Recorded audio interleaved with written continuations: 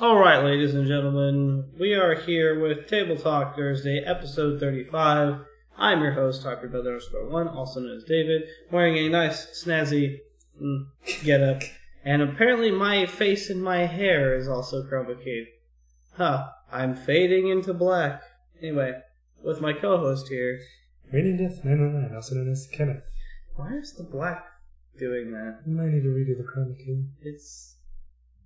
Because, it's not bad, it's working. Yeah, is it chroma keying around my headset and hair? Yeah, no, it's chroma keying like parts of your headset. I don't know why. Is it the shadow? I'm not sure. I can't tell. I don't know, I can't see me over the chat. Technical difficulties, folks. Just give us a moment. This is the dark black or the dark green. Yeah, you see. Pay no attention to the man behind the curtain. It's the same thing. Mm-hmm. That's a little bit better. It's a little bit better, yeah. Good enough. A little bit better. Better enough.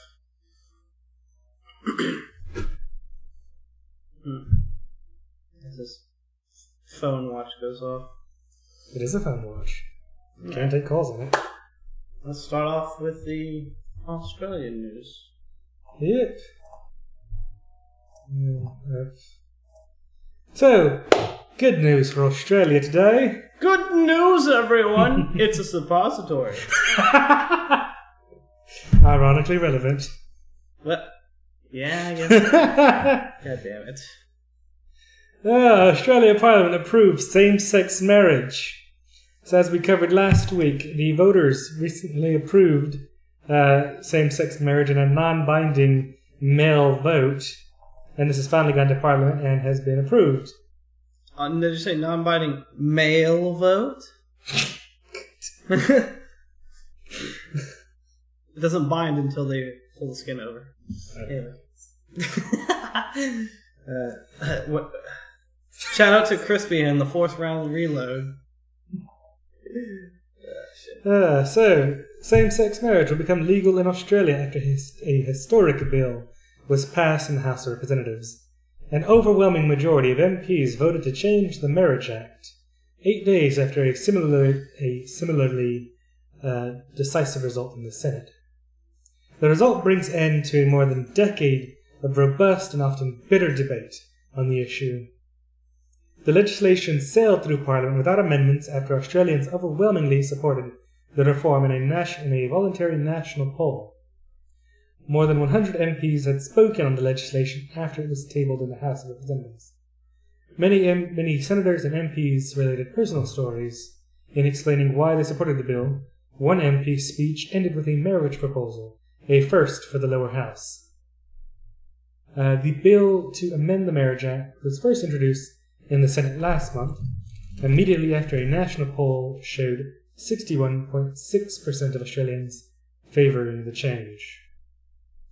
The bill also includes exemptions for registered religious celebrants who can refuse to marry same-sex couples on the basis of their faiths. And that was one of the concerns of the religious in Australia, was that they would be forced to perform these ceremonies, and they've clearly made exemptions for that. It's the same thing like, here in America or whatever. Yep. The whole Christianity. Christians are fucking super hardcore against it. Mm-hmm. There's some that are cool with it. But anyway. I think a majority of the country supports it. What, here? Yeah. Oh, yeah, probably. And I think we're still majority Protestant. Are we? Are you sure not mostly Christian? I don't know. Let me look up religion stats for the country. I'm pretty sure it's like large portion. Fuck. You Protestant whore. That's why I when I thought about Protestant. Christianity is the dominant religion. Aha. Well, little cat. Come here, Rhea. Your baby cat. Let's see. So Catholic Church with 78 million members. You say Catholic? Yeah, Catholic. Of course, yeah. So I was right. 46.5% of Americans are Protestant. But they're still Christian. But they're Protestant. Specific sect. But they're still Christian. It's important to note that I suppose. 20% are Catholics. Those are all Hispanics, probably. Mainly. Because, I mean, Protestantism. Protestantism? I think that's how it's... I think it's just Protestant. There is no ism there. Nah, it's an ism how I want it to be. You know, it is. Protestantism. Is it actually? It is, right there, see? I has cat. He's paying the cat tax. See? That's what it is. Because, of course, it's, you know, the main religion that our country had imported in when it was... For some reason, when I read chat, I thought he said autism is growing. I was like, yes. Nobody's saying atheism is growing? Yeah, he said atheism is growing. Yes, they are. They're one of the fastest growing non-denominations Yep. in the nation. Alrighty. On to the next story. Oxford student Lavina Squidward fights suspended sentence. So this is an update to a story we covered a few weeks ago. An extraordinary University of Oxford student You got to do the quotes, jail man. for stabbing her boyfriend. I remember that. We talked about that. The girl that was too good. Too good smart for jail. To go to jail. Mm-hmm.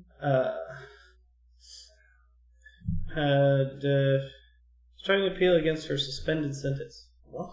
Lavina Woodward, 24, pleaded guilty to unlawful wounding at Christ Church College after drinking heavily. Unlawful wounding? Yeah, that just makes it sound been... so much better. Well, unlawful wounding. There's like, oh, it's unlawful wounding. No. That's goddamn. That's assault with a deadly weapon. Yeah. That's what that is. That's what that is. But of course, this judge was being super lenient. You guys talk about loot crates? What kind of loot crates? Are you talking about? No, he's talking about like the Battlefront 2. Star Wars Battlefield. I told you last time. We talked about it last week. Yeah, I think so. Yeah. Yeah. You're behind the times, man. We're already past that shit. Pretty much. Judge Ian Pringle. Jesus fucking Christ. I wonder if he's heir to the Pringles dynasty. Suspended her 10-month jail sentence. At an earlier hearing, said he believed immediate custody would damage her career. That shit. He had described Woodward as an extraordinarily able young lady. And said staying her in prison would damage her hopes of becoming a surgeon. Oxford Crown Court heard Woodward attacked her then-boyfriend, whom she met on dating app Tinder, while he was visiting in December 2016. She became angry when he contacted her mother on Skype when he realized she had been drinking. She threw a laptop at him and stabbed him in the lower leg with a bread knife, also injuring 2 of his fingers. Judge Pringle said Woodward faced a possible maximum sentence of 3 years in prison for a Category 2 offense of unlawful wounding. I mean, who the fuck does she think she is? After stabbing a man, injuring 2 of his fingers, and throwing a laptop at him. So she's trying to appeal against her. She's trying to appeal, to get her sentence off the record permanently. Wow. Like, if I was at appeals court, I'd be like, you know what? You're right. You're going to jail. If they could do that. Wait, what? What's he saying? He says they're pushing the law to make it so that games with loot crates can only be played by 18+. Wait, no! No, U.S. legislature! No, you dumbasses! That's not more reason for it. Video games are the cause of everybody's problems. Well, because they consider it gambling, and they don't want children gambling. I don't know if they're doing that in America. I'm pretty sure they're doing that in like some European nation. No, not Germany. Belgium. That's what it is. Who cares about Belgium? The only thing that came out of there is waffles. Delicious waffles. Not really. Who gives a shit? It's in the U.S. Is it? Certainly, I mean, the Jack Thompson bullshit lawsuit Rockstar causes death. Yeah. No, that's ridiculous. Like, oh yeah, it's gambling. Well, by dictionary definition, as me and fucking Greenfield were fighting about this, it is actually gambling by definition. And you know, I feel like they should maybe like put a ban on it instead, or something to the video game manufacturers. Not make it to where people can't buy it. Cat's killing a roach. Is she? Yeah. Huh. That's good. That's what they're there for. She's just playing with it. Yeah. Where the hell did it go, or where did it come from? Just, I don't know, it came from the corner. I thought maybe it's the one I tried to kill like forever ago. Yeah, she's bored with it. Yeah. Anyways. Yeah, that'd be interesting to see, because it definitely is gambling. So it'd definitely be good to see it get off the market. Because it's also, it's dangerous for game companies to think they can do this. Well, they've been doing it for a long time. Yes, well, not to such an overt effect. I see. And I really hope loot crates for costume stuff or whatever is okay. An AO rating.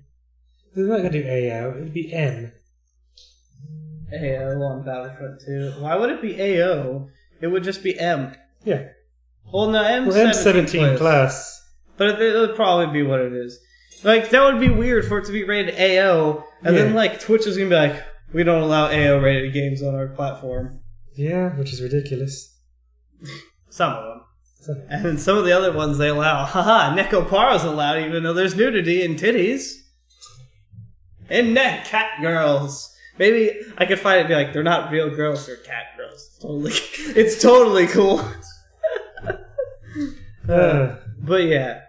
No. That's that terrible resurgence of that case. Trying to expunge it, basically. I really hope they throw the book at her if they could. Obviously not going to. I know. It disappoints me. This is the classic case of the I'm white. It is. Actually, it's she's a woman. I'm rich. That's actually what it is. It's because she's a rich white woman. Yep. Not even all necessarily of the white above. part. Just she's rich and she's a woman. I mean, you can be rich and be a man and still get off on other things. Like that one kid who had affluenza. Wasn't that the dude that plowed through 3 people? No, that was a guy who had the truck and he was drunk and he had 4 friends in the back and a passenger and they're all paralyzed now. Mm-hmm. And then he's like, he's too rich to understand consequences. The fact that that was said and a judge took it. And a judge took it leaves precedent for literally any other rich kid to use that. Mm-hmm. And fucking win. That's so terrible. Yep. So can I fake being that rich? He's too rich. Have you seen... I mean, I could just be like, but have you seen our house? He's too rich to feel feelings. Yay. Have you seen my bank account? I'm dead inside because money. Is that why all the Jews got killed? Zing! Terrible Holocaust jokes, World War II jokes. Because today... Well, it is actually part of the reason that Hitler had. What? Well, Hitler blamed the Jews for Germany's economic crisis. Problems. Yeah, I know. So I did that. It's technically accurate. Yeah. But no, I was like, the World War II jokes, because this is Pearl Harbor, Remembrance Day or whatever. Is it? I believe so, yes. I guess that makes sense why I've been seeing Pearl Harbor stuff. Yes. It was funny because I was making jokes earlier with Crispy about Japanese and dropping the nuke on them and other things. We were talking about World War II a lot today, and then and we were talking about Pearl Harbor. I was like, because I said something about his score number earlier, and he's like, he said something about it being the start of World War II, and I was like, well, World War II started earlier for you guys than us, technically, because we didn't get in until the Japanese were we're just like, ha-ha, that's your war. Pretty and then, much. as we continue to produce weapons and stuff, we're like, yeah, it's your war. And the Japanese are like, fuck you guys! And we're like, oh, now it's our war. And then, nuclear bomb. I used the term, I was like, it's those weebs over there, we're gonna get them! Nuke. Because, yeah. And then Crispy was sharing other pictures that were pretty funny. Terrible pictures. So, an evicted white Zimbabwean farmer is told he's going home. A white Zimbabwean farmer kicked off his property at gunpoint in June has been told he'll be going home within days. The first sign of the post-Robert Mugabe government making good on the promises in respect to agricultural property rights. Wait. Hold on. What? Was kicked off his property at gunpoint. I don't... That sounds more peaceful than it is. Yes. Oh, it was quite unpeaceful. Yeah. As it says here, according to media reports at the time, Smart and his family, including 2 small grandchildren, were kicked off of their Lesbury farm, along with scores of workers in early June by riot police armed with tear gas, AK-47 assault rifles. So part of what people who probably really don't know about Zimbabwe is that It was originally called Rhodesia, in about the 70s, I believe, 70s, 80s, and it was quite racist. There was a white ruling majority class, and then a black minority underclass. So the whites ruled everything. They had the most money, the most land, etc., etc. And laws and such were shaped in a way that only benefited white people. So Robert Mugabe got in as part of a revolution to overthrow the extremely racist government and instituted his own government, getting rid of white people from all measures of power and such.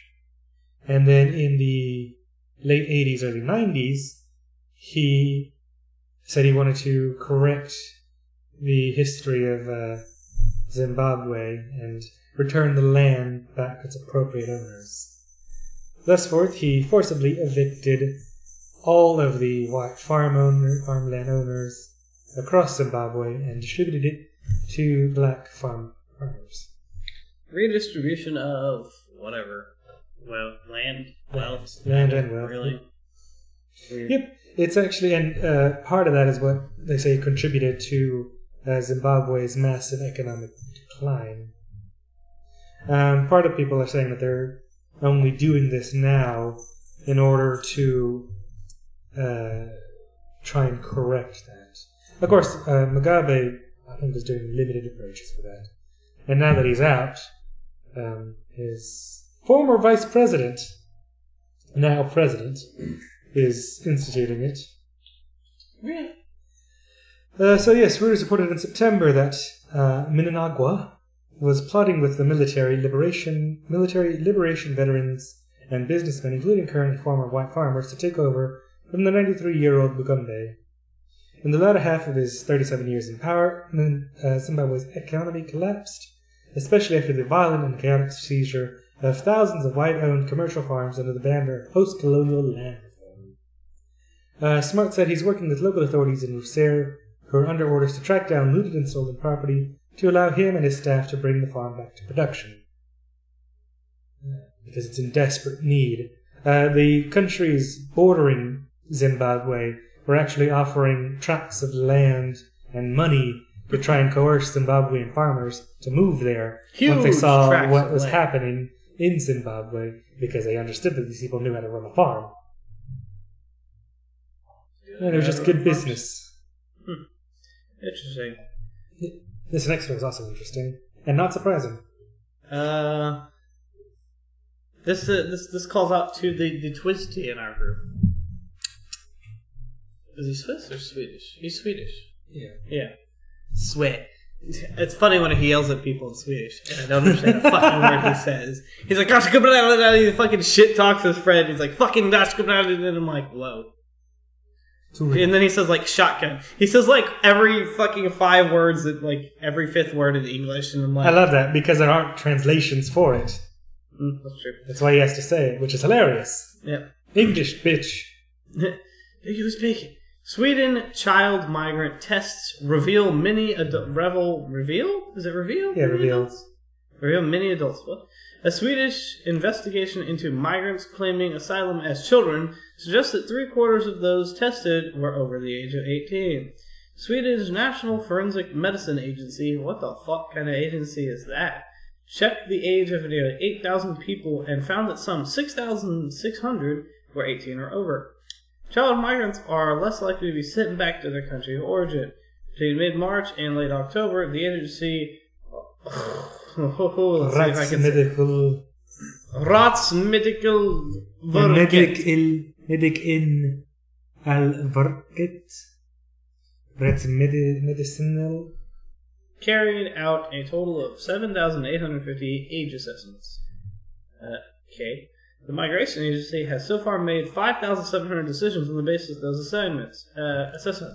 In 79% of those cases, the agency decided to formally consider the applicant as older than they had initially claimed in their asylum application, reports Svenska Dagbladet.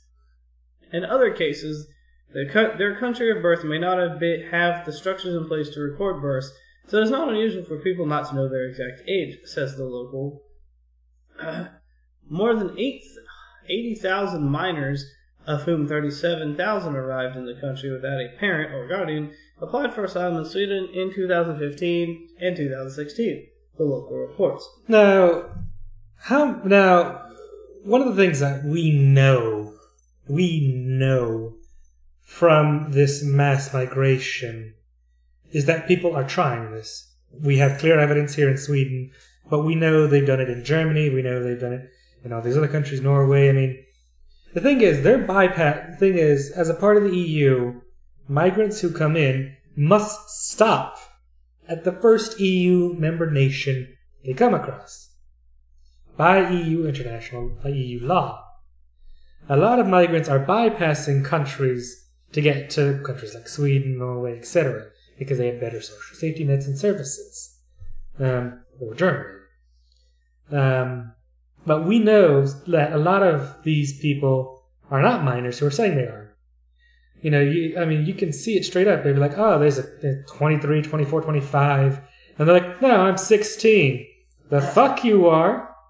It's like, oh no, I'm 16. I'm 16. Pretty much.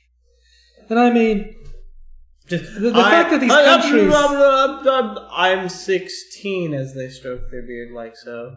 You know, the fact that these countries allow in so many without, doing proper tests. I mean, this whole thing about, their countries may not have records in place to keep structure. Like, you know how old you are. You know when you were born, right? It's not like your birth year has changed if you leave for this country and go to a different one. Some of the countries also have weird, birth years. For instance, China. China's years are different. Yeah, they still use, our year.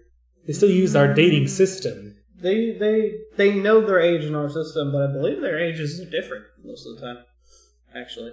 Awesome. There's a couple of countries that are weird and do stuff like that. Yeah, but I'm going to assume Syria is not.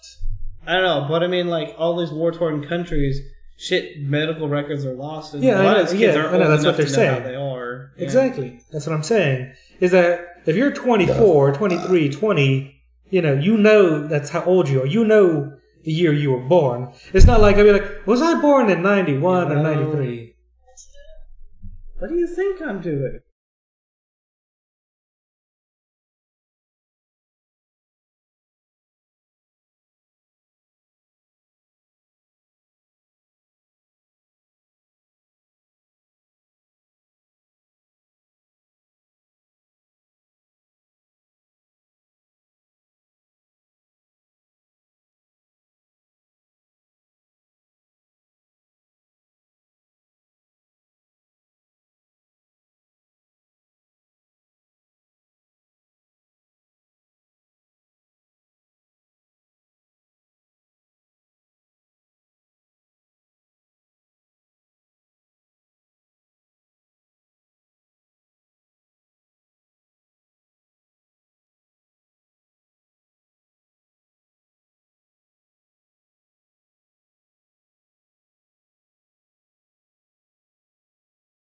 Okay, sorry for the... In other news, in case nobody knows, it's supposed to snow, possibly. It's going to snow. But that is assured. It's still not 100%, I don't think. No, it is. All the models, they forecast it's going to snow here. The only thing that they don't know for sure, or they give a percentage, is that if it'll stick. This is a terrible decision. Well, I'm going to continue drinking. Currently, there's a 30% chance of us getting up to an inch of snow, which I hope happens, though I don't have to go to work tomorrow. Really? Yeah. I honestly still think if it sleets, you shouldn't have to go to work tomorrow. The people basically, first of all, can't drive. They can't drive for shit. I remember the last time it snowed and people were trying to drive, and it was just like, no. Yeah, no. And that was when we had a good feet or more. Dude, so you know what my mom did every time it got below 30 degrees? She'd just let us stay home. She'd go to wake us up, and I'm bundling her 5 different blankets, and she'd wake you up, I'd be like, hello? She's like, yeah, it's too cold, just stay asleep. You're staying home today, sweet. That's what we did, every day. It's pretty good. Well, that's Michigan. You're used to it. What? This is Texas. We barely know how. I mean, people here, not we, but people here barely know how to drive in heavy rain.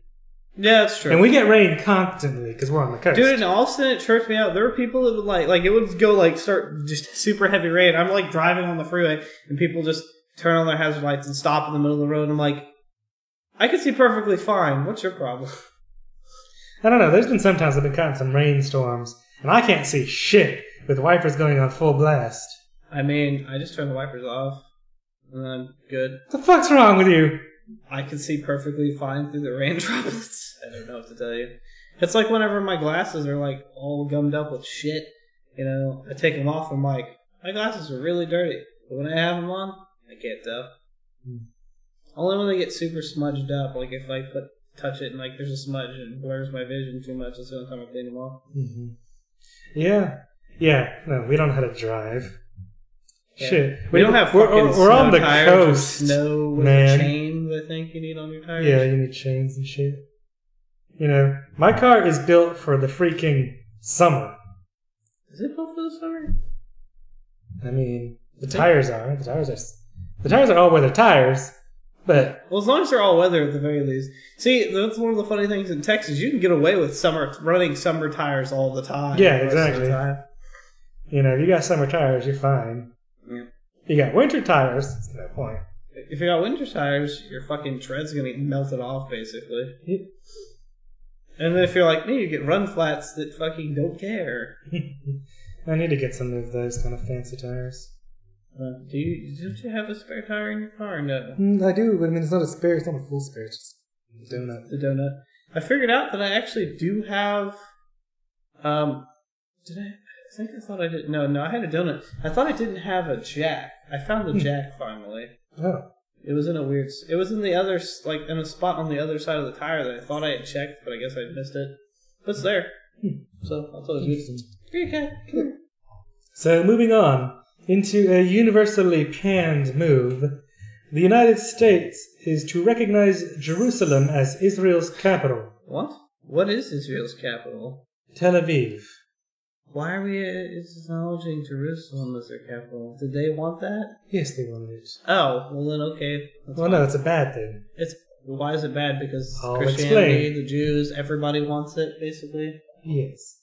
So, U.S. President Donald Trump will recognize Jerusalem as Israel's capital. Oh, of course, Trump. Senior administration officials have said. Mr. Trump is also expected to approve moving the U.S. Embassy from Tel Aviv to Jerusalem, but not for several years. Israel welcomes the change, but the Palestinians and Arab leaders have warned that they will jeopardize any Middle East peace process. The Middle East is never going to be at peace. Let's be realistic here. I mean, realistically, it could be, but you have three different parties, one of which is a terrorist organization, the other of which just doesn't like anybody, and one of which is just I'm talking poor. About, the fact that the Middle East, all of that shit has been fought over for so many years, it's never going to stop. Not until one group finally conquers the rest of the others. Which Israel has the backing of the United States. Yeah. I mean, it's been 50 years Israel now. also has, honestly, Israel forces, Israelis are actually pretty good. The Israeli military is pretty good. Their fucking tanks and their weapons are really good. Some of the best weapons in the world actually came out of Israel, to be honest. And the worst cluster bombs. As we covered last week. Did they come? Are they made in Israel or they were Israeli cluster bombs? Yeah. 40% of which do not explode on impact. I thought that we gave them to them, like everything else. I'm local on me. I don't know. I was talking about that's one of those things, topics that I brought up with Crispy the other day, where I was like, the U.S. is first of all, one of the biggest drug exporters in the world, and also guns. We sell guns to everybody all the time. Guns, heavy weapons, explosives, missiles. Yeah. Just like American made. Large portion of, the things that the CIA is doing in that movie is 100% true. They do that. Now, whether or not if it went down exactly like that, meh. But, yeah. So, the Palestinians' UK representative, Manuel Hassani. Did you say Manuel because Hispanic? I don't know. Manuel Jesus Christ, that's what a bullpuss, bitch. Told the BBC changes would be the kiss of death to the two-state peace solution and amounted to declaring war in the Middle East. Pope Francis called for the status quo to be respected. Dialogue would only come through recognizing the rights of all people in the region, he said. Okay. In recognizing Jerusalem as Israel's capital, the U.S. becomes the first country to do so since the founding of the state in 1948. However, according to the 1993 Israel-Palestinian peace accords, its final status is meant to be discussed over later stages of talks, which obviously are not happening. Israeli sovereignty over Jerusalem has never been recognized internationally, and all countries maintain their embassies in Tel Aviv. Since 1967, Israel has built a dozen settlements, home to about 200,000 Jews in East Jerusalem. These are considered illegal under international law, though Israel disputes this, of course. Well, they are considered illegal, and many people recognize it as such. What's the problem with Jerusalem, I guess? So, well, both Israel and Palestine consider Jerusalem their capital. They both heavily want it. They're both fighting heavily for land. I mean, as we covered last week. No, we didn't cover it last week, but I read a story about it last week. Apparently the Greek Orthodox Church owns a significant amount of the available property in Jerusalem. That's random. Yeah, go figure. Greek Orthodox. And apparently Greek Orthodox... The fuck is the Greek Orthodox Church anyway? Christians. Catholics. Something. But, Christian Catholics. I mean, something. Technically One of those things. Technically the same thing, but yes. But they've been secretly selling land to Israeli investors that Palestinians exist on. So the Palestinians are really worried that the Greek Orthodox Church, who's been great friends of the Palestinian people, have been selling the land out from under them. So, yeah. And under international law, Israel's not supposed to be building in the Jerusalem area because it's a disputed land. And they're considered... Is Palestine even a fucking country? Yes, sort of. It's a recognized state, and the UN has given it observer status, but they don't actually have representatives in the UN, so... They also don't have a territory with borders. No, they do. See that right there, that dotted line where Gaza is? And you see that dotted line that goes north? This dotted line? Yeah. North of that dotted line is Palestinian territory, I believe. This is supposed to be Palestinian territory? Yeah.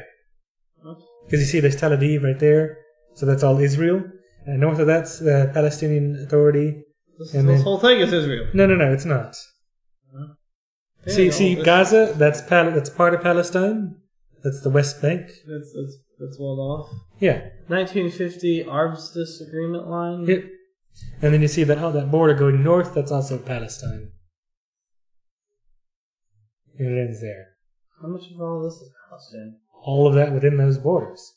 All that within this border right here? Yeah, within that border there. The fuck is this little area? That's the disputed territory, or part of it. And this is Jerusalem, and then what is all? Most of Jerusalem is owned by Israel. Yeah, kinda. Like, they're really disputing over East Jerusalem, which is host to a lot of religious sites. This is a weird spot right here. Yeah, part of that. Here's a tiny part spot. Of that. There's a lot of disputes. Fucking Christ. See right there, like the Hebrew Jerusalem, and that's its own little thing. Like there's a little square in there. Yeah, like I said, it's a heavily contested area. I love how there's little Jew markers where there's Jewish things like this, and this is something else. I guess that's the... Is that the Muslim I think that's the emblem? Wailing Walls, and that's Botanical Garden. No, I'm talking about the emblems though, like Jewish Star of David, Jewish Star of David. Is that... No, because those are... Those are pointing out hospitals. I guess these are just gardens. Yeah. Why are they... I guess they're specifically Jewish hospitals? Because I there's guess a regular hospital just named hospital. And you notice it's on the Palestinian side. Yeah. So it's like that hospital there. Yeah. So I guess those are specifically Jewish hospitals. But, yes, as you can see, it's quite contested in that area. Specifically Jewish hospital. That's so weird. I figure. But yes, it's oh my god, there's a bunch of fucking dotted lines inside here. Yeah. What? See, so there's the Alaska Mosque, the Western Wall, Temple Mount. Those are all very key areas in Muslim and Jewish culture. There's a Muslim. Like the Alaska Mosque, it's very, very important in Muslim culture. Jesus Christ. Jesus Christ, literally. Yes. So here are some of the world leaders' reactions to this. So Saudi Arabia, of course, a close ally of the United States, has called the policy a flagrant provocation to Muslims. Hamas's leader Ismail Haniyeh called for protests this Friday, of which people are protesting around the world. Muslims are against this. China has warned against escalating tensions in the Middle East. Jordan's King Abdullah said the decision would undermine efforts to resume the peace process. Egypt's President Abdel Fattah al-Sisi urged Mr. Trump not to complicate the situation in the region. Turkey's President Recep Tayyip Erdogan has said on Tuesday that his country could sever ties with Israel over this. The European Union and the United Nations has voiced alarm at U.S. President Donald Trump's decision to move the U.S. Embassy and its repercussions for any chance of reviving Israeli-Palestinian peacemaking. And another close ally of ours, British Prime Minister Theresa May, disagreed with Trump's embrace of Jerusalem as Israel's capital before its final status agreement, as this was unlikely to help nurture peace in the region. So basically, the world is in agreement that Donald Trump is doing a stupid move. Donald Trump's pulling a Trump. Like, the only person in the world who's agreeing to this is Israel. They're like, yeah, we don't care if you're a fucking jackass. Oh yeah, because Israel really wants this capital. Yeah. So, Donald Trump done fucked up internationally. Wouldn't be the first and will time. probably hamper peace talks, because the U.S. is has major commitments to these peace talks. A lot of our representatives and ambassadors are key parts of these peace talks. And thanks to Donald Trump opening his fat mouth, he's essentially destroying all U.S. interaction in these peace processes. The United States is now not a unbiased arbiter now because of this. So this may be a death. This may kill the peace process. Bravo, Trump. Bravo. Let's see. In my opinion, let them kill each other and let God sort them out. Yes. The less of them there are, the better off we are. Well, take it away. Terrible, but true. Brazilian's mayor who ran town by WhatsApp is jailed for stealing millions from poor citizens. Oh no. A Brazilian mayor who governed her town via WhatsApp has been jailed for at least 14 years for embezzling millions from its education. But Jesus Christ, Brazil has that much money? Yeah, go figure. Kind of surprised.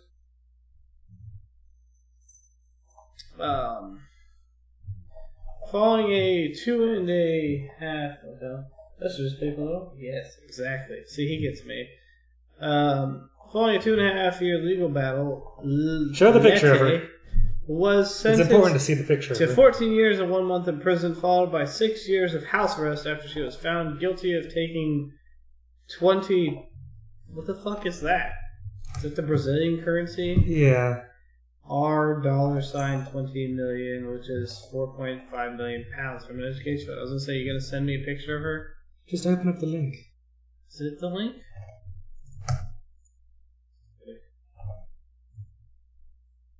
What do we got? Is this chick? Yes. She's kind of hot, cute, or something. Which is she sold about $6 million US. Oh, okay, that's a lot of money. Again, surprised that Brazil has that much money. As a mayor of a town? The mayor of one of the poorest towns of the poorest counties. How? How do they have that much money? Because it was for education. But it's so poor. I'm assuming... We can't even manage to get that much money for education out of our town. Actually, we can. Yeah. The education budget for our town is like 38, 40 million a year plus, or no, it's 100 something million. It's huge. Is it? Yeah, it's huge. It's many millions. Why do we need the bond then? Because to build multi-million-dollar schools. Mm. We don't have that. We don't like. have the kind of money to just build schools. I totally believe we could. But anyway, there you go. That's what she looks like. Nobody cares. Cool. Carry on. The saga began in 2012 after her former boyfriend, Humberto Dantas. I think it's Humberto. Come on, man. I'm sorry, I was allergic to bullshit. It's Spanish. You know H's are either J or silent. Was banned from serving as mayor of the town in 2012 due to corruption allegations. Shortly afterwards, Lete ran in his place and appointed the 44-year-old as her chief advisor, of course. Ooh, wait, how old is she? He was responsible for most of the town's day-to-day management. Meanwhile, Lete served... She's like 27, I think. Oh my. Lived a lifestyle full of expensive champagne and fast cars in San Luis as she communicated with her deputies via a special task force WhatsApp group. For God's sakes. God damn.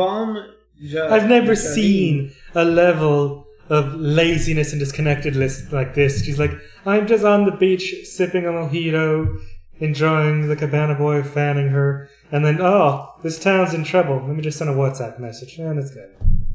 Another mojito. I mean, it kind of works, but anyway. That's what I would do if I was... No, probably not. I don't know. Meh. I'll just send a Discord message. Anyway. Actually, no, I use Mumble. Mumble ties into people's phones and stuff. It's actually useful. Meanwhile, Bam Yarim is a poor town of around 40,000 people and one of the country's poorest states. Only more than we do. The authorities began to look at Letit's social media feeds where she repeatedly bragged about her glamorous life of luxury. Once Brazilian authorities announced her arrest, she went on the run, all the while sending WhatsApp messages to her deputies insisting she was still the mayor and forbidding them from talking to prosecutors. Okay. Yep. She is ridiculous. A little bit. So, in U.S. news, ex-cop Michael Slager has been sentenced to 20 years for the shooting death of Walter Scott. Former South Carolina police officer Michael Slager was sentenced to 20 years today in prison for the 2015 deadly shooting of an unarmed black man, Walter Scott. For those who don't remember, Walter Scott was the man who was pulled over by Slager in 2015, and then Scott proceeded to run from his car away from the police officer, and the police officer shot him in the back 8 times. U.S. District Court Judge David Norton made the ruling after saying he would follow sentencing guideline to send Slager to prison for 19 to 24 years. The former officer could have faced life in prison. Norton ruled that Slager committed second-degree murder and obstruction of justice. I'm actually really quite surprised he even got prosecuted at all. Knowing America's history with police and such, they never go to jail. As Highkick said, yeah. An officer being held responsible? Nani? Yeah, exactly. It's crazy. Man, if only they'd hold the officers responsible in Baltimore PD. Baltimore. Jesus. So Slager shot and killed Walter Scott on April 4th, 2015, while Slager was an officer with the North Charleston Police Department. Witness video that surfaced shortly after the encounter appeared to show the moment Slager fatally shot Walter Scott as he ran away. He was fired from the force after the shooting. Slager was charged in South Carolina with murder and pleaded not guilty. During the murder trial, Slager's attorney said his client shot Walter Scott because he was in fear for his life. Running away from the police officer, and I'm scared. He's running away from me. Oh no. As if.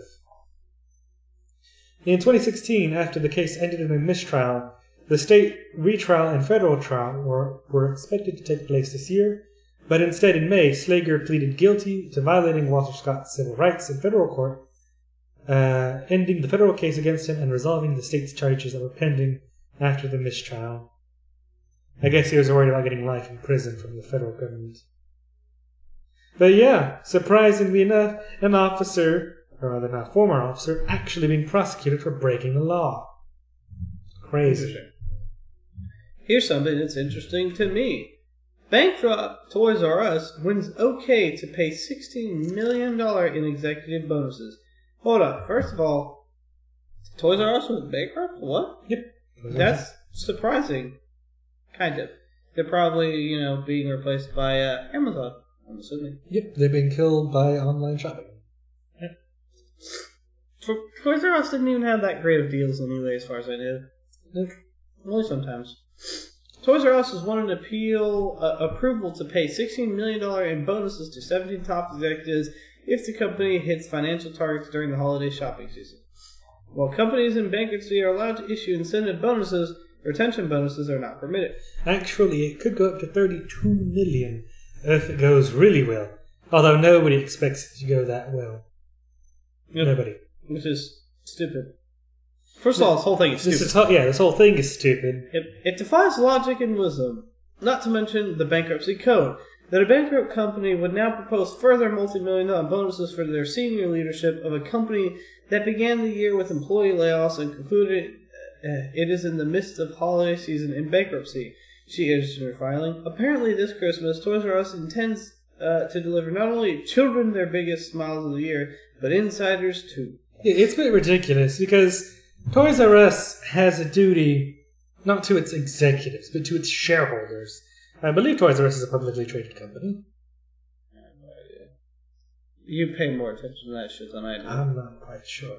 But I mean, they have a duty to the people who invested in their company, who own part of it.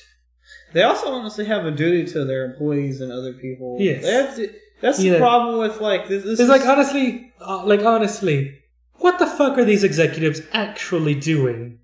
The company's going bankrupt, so there's not going to be a company in a year. By the end of next year, Toys R Us is going to be gone.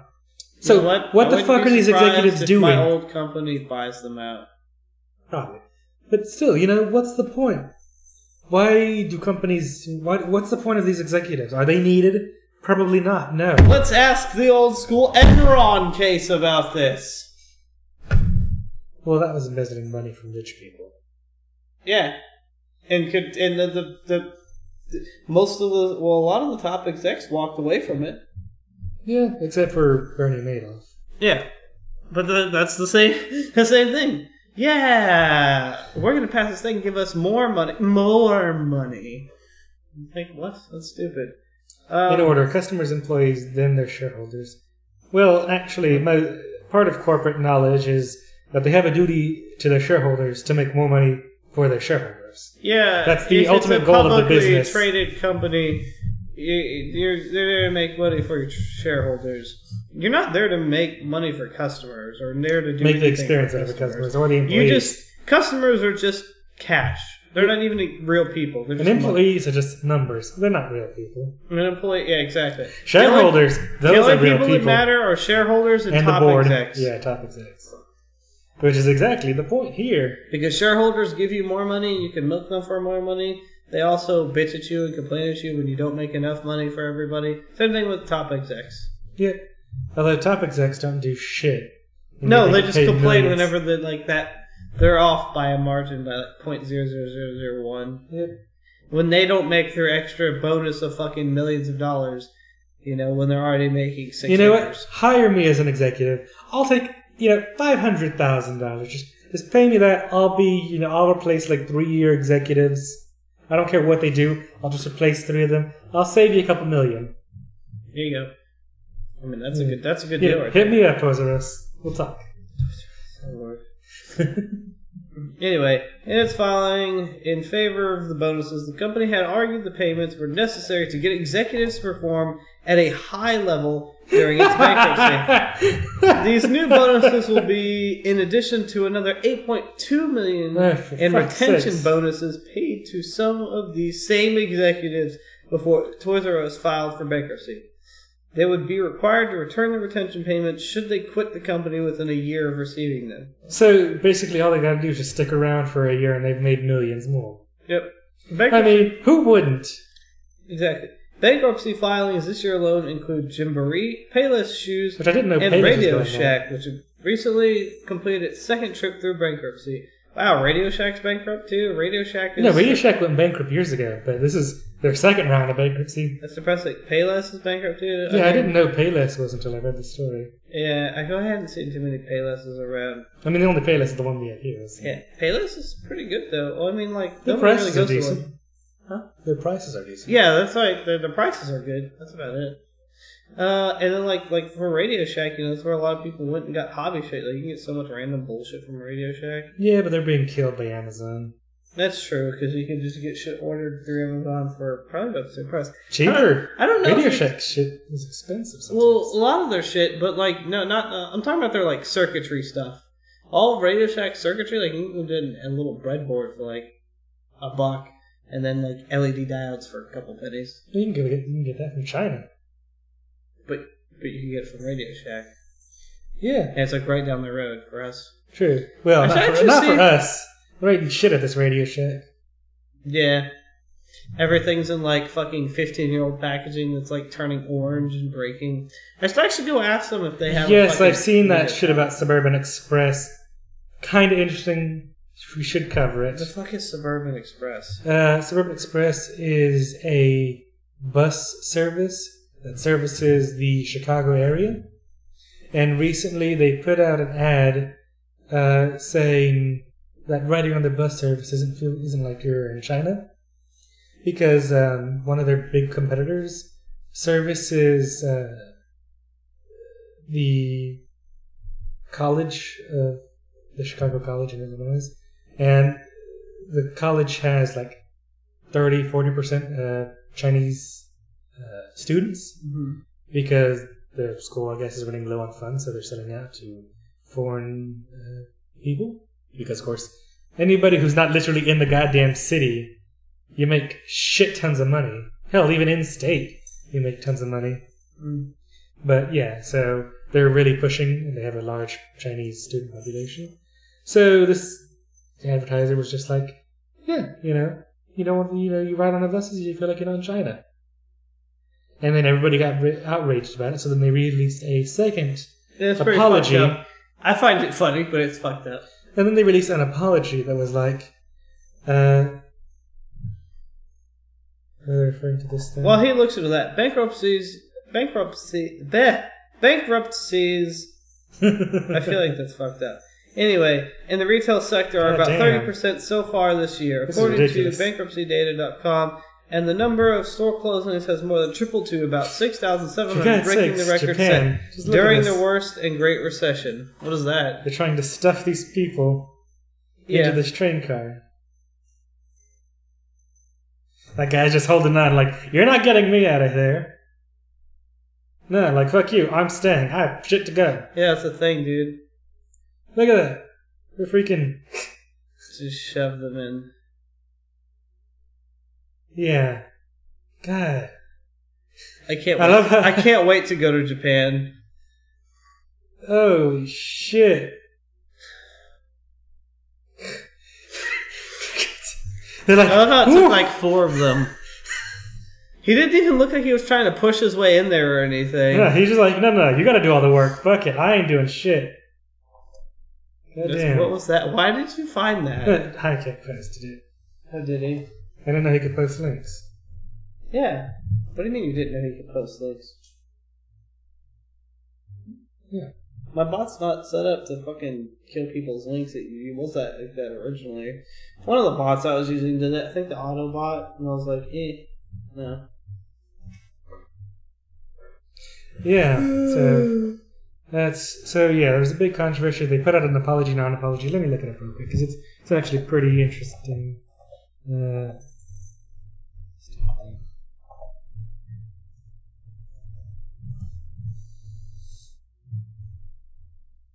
I'm so tired. Oh my god, drinking that alcohol's making me so tired. Jesus Christ. Cat, what are you doing? Are you still shooting him?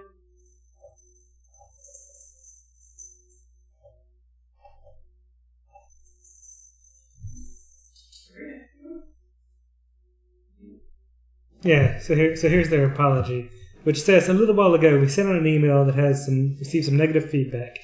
We made a remark based upon the fact that our competitor mostly handles Chinese international students. The remark is being interpreted as a slap in the face to all non-Caucasians for some reason, and that's not how it was intended. We must concede that we disagree with the way the University of Illinois is being run. The U of I is a state school that is funded by taxpayers and is built on land granted by the people of the state of Illinois. As such, we believe that the mission of the University of Illinois should be providing high-quality, affordable education to the citizens of Illinois. The U of I mismanagement over the past few decades has put them in a financial bind. To solve the problem, they admit large numbers of international students who pay higher tuition. Nearly 20% of U of I students are natives to China, and these high percentage of non-native English speakers places a variety of burden on the domestic students. We agree that having a healthy mixture of different cultures and ethnicities is valuable, but we're not comfortable with the idea of selling our university to the highest foreign bidder. In any event, we did not intend to offend half the planet. Regards, Suburban Express. That is the most non-apology apology I have ever read. It sounds like an apology I would make. The most non-apology apology.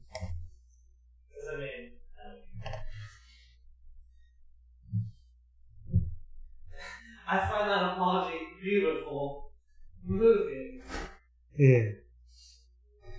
So, in entertainment news, Corey Feldman's 1993 audio files naming the alleged sexual predators found by Santa Barbara County Sheriff's Office, or found by the Santa Barbara County Sheriff's Office.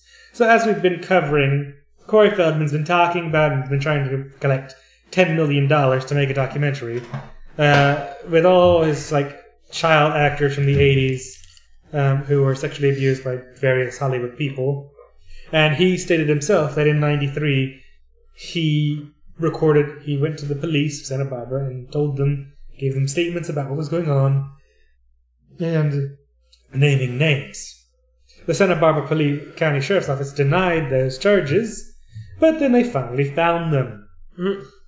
So, as it says, the former child actor claimed in October that he had given the names of sexual predators in Hollywood to the Santa Barbara County Sheriff's Office in 1993 during their investigation into Michael Jackson's molestation charges. The Sheriff's Office denied these claims, saying they had no records of Feldman revealing such information until now. In a container which included the original reports from the investigation, the Sheriff's Office located some detective working copies of audio recordings made during the investigation. A copy of Mr. Feldman's interview was located. Feldman, 46, claimed in a Today Show interview with Matt Lauer that he sat down and gave them names. They're on records. They all have this information. Since the LAPD made its recent findings public, the Star feels vindicated, tweeting that it's time to reopen the case at LAPD. I did report it within the statute, so now it should be admissible, right? So, this is good for Feldman. He is justified in this, and the LAPD should do its damnedest to investigate these claims to the fullest extent. Because, clearly, we know, people generally have a feeling in Hollywood that there's molestation and sexual assault and harassment and shit going on in Hollywood. Yeah. And now, in 93, they had records. They clearly didn't do anything with them. They probably got paid off, honestly, forever ago. And denied charges that they had them. And now they finally found them. Yeah, we didn't have those. You're a fucking liar. So, good on you, Corey Feldman, for forcing them to come forward with the information they have. Yeah. And hopefully, with the information they have, they may be able to prosecute somebody. Because I don't know how statute works. I wouldn't say the statute. I would say the statute of limitations probably passed, though. Well, it would have if he's doing it now. I don't know how that works because it did happen in 93 when he reported it. So I don't know if that works. Yeah, but if they haven't done anything, why? If they close the initial investigation, I don't know. I don't know. I'm not a lawyer. I don't know how the statute of limitation works. I think as a lawyer, you could push for statute of limitation, like violation or whatever. Maybe. And then you get off the hook that way. Yeah, because that's kind of how it worked with the Wage Act before the Lilly Ledbetter Act. Basically, it was put into place because Lilly Ledbetter worked at an automotive factory, and for like 22 years she worked there. She was doing the same job as a male coworker, but not getting paid the same amount. And she found out like shortly after she retired. And when she reported this, Labor Board was like, well, you should have reported this 20 years ago when it happened. The statute of limitation ran out. So the Lilly Ledbetter Act changed that. So now the statute of limitation kicks in once you find out. It's kind of like that poor dude that was like taken by immigration. And was kept there for 5 years. And his statute of limitation ran out after 3. It should have totally started when he left, however he fucking... While he was in prison. He should have started. Yeah, that was really stupid. That was bullshit. And I disagree with that judge heavily. I think it's because the government didn't want to, like, accept its wrongdoing. Yeah. Anytime the government's in the wrong, they'll try so hard and just, like, basically manufacture reality. The government's practically Cartman. In a nutshell. Yeah, anyway. So, good for you, Corey Feldman. All right. I still think the $10 million is bullshit. Oh, yeah, most definitely. But good for you. Al Franken resigns from Senate over sexual misconduct allegations. I saw this recently. Senator Al Franken announced his resignation on Thursday, becoming the highest-ranking U.S. politician yet to step down in the wake of widening allegations, like the anal cavity, of sexual misconduct against powerful men in Hollywood, Silicon Valley, the media, and politics. Speaking on the floor, Franken said all women deserve to be heard and their experiences taken seriously. But he said that his response to the sexual misconduct allegations against him gave some people the false impression that I was admitted doing things that I hadn't done. Some of the allegations against me are simply not true. Others, I remember differently. But you just love that. Like, I don't know. I mean, innocent until proven guilty in all things, of course. Unless it's very blatant. I mean, obviously, if somebody just stabs somebody, it's very clear. I don't know. I really don't know. It's difficult to say in these situations. Because people see things one way, and, you know, there's like the whole, you know, women revoking consent after the fact. Wait, what? That's a thing? Yeah. How does that work? Oh, you're talking about like they're saying, I didn't say yes or something like that? No, they're saying they agreed at the time, and then after they had sex, they regretted it, so they revoked consent. Is that something they try to legally say in court? It's more, they've tried to say it in the Title IX. What the fuck is that? Title IX is what happens on colleges. It's, Wow. You know, it's a whole bullshit where they can accuse somebody and then it doesn't go through the legal process, it goes through the college, and the college can do whatever the fuck it likes. Mm-hmm. And basically, people are taking advantage of it to try and get their way. And also I mean, hell, there was one case, real bullshit case of a Title IX dispute, where a woman got a guy, like, she got a restraining order, a quasi-restraining order, it wasn't an official thing, but the college said it was a restraining order. The guy couldn't be in the same class as her or near her because he looked like her rapist who was hundreds of miles away. And he couldn't go to school, pretty much. Wow. He couldn't be on campus. He couldn't go to his job because he worked at like the campus like cafe/library. So he couldn't even work. And that's not the height of insanity. I don't know what is. It's pretty stupid. It's like, well, maybe you should just leave. I don't know, because it just depends, I guess. Maybe she was somebody bigger, had money. I have no idea. I don't know. Doesn't matter. But fuck her. She needs to deal with her bullshit. Pretty much. Like, sorry you got raped, but fucking deal with it. Yep. Nevertheless, he was announcing that in the coming weeks he would be resigning. His decision followed by a cascade of calls on Wednesday led by Senate Democratic women who urged the Minnesota Democrat to step down.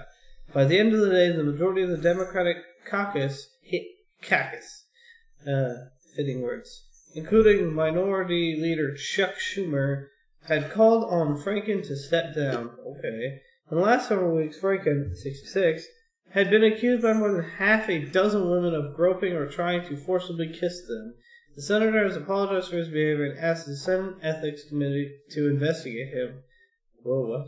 I mean, well, clearly he thinks he's vindicated in that they won't find anything. Otherwise, why ask the Senate to investigate? I guess so. Either that or it's like those people in the past who are like, punish me! I'm a bad boy, I need to be punished. There are those people in the world. So, this is actually a really interesting really interesting story that I think is interesting. It was so interesting, I've read the whole story. It's quite intriguing. So, concussion doctor quits San... Joplin? Joplin? Yeah, I don't know. Joplin? Yeah, San Joplin or San... Joplin, maybe? I don't know. County job says sheriff interferes with the death investigations. Hands chopped off of bodies. Corpses left to deteriorate. Doctors pressured to classify. Forensic pathologist resigned in recent days over what they said was intolerable interference by Sheriff Coroner Steve Moore. But you didn't know sheriffs could also be coroners. Where did you go? Oh, okay.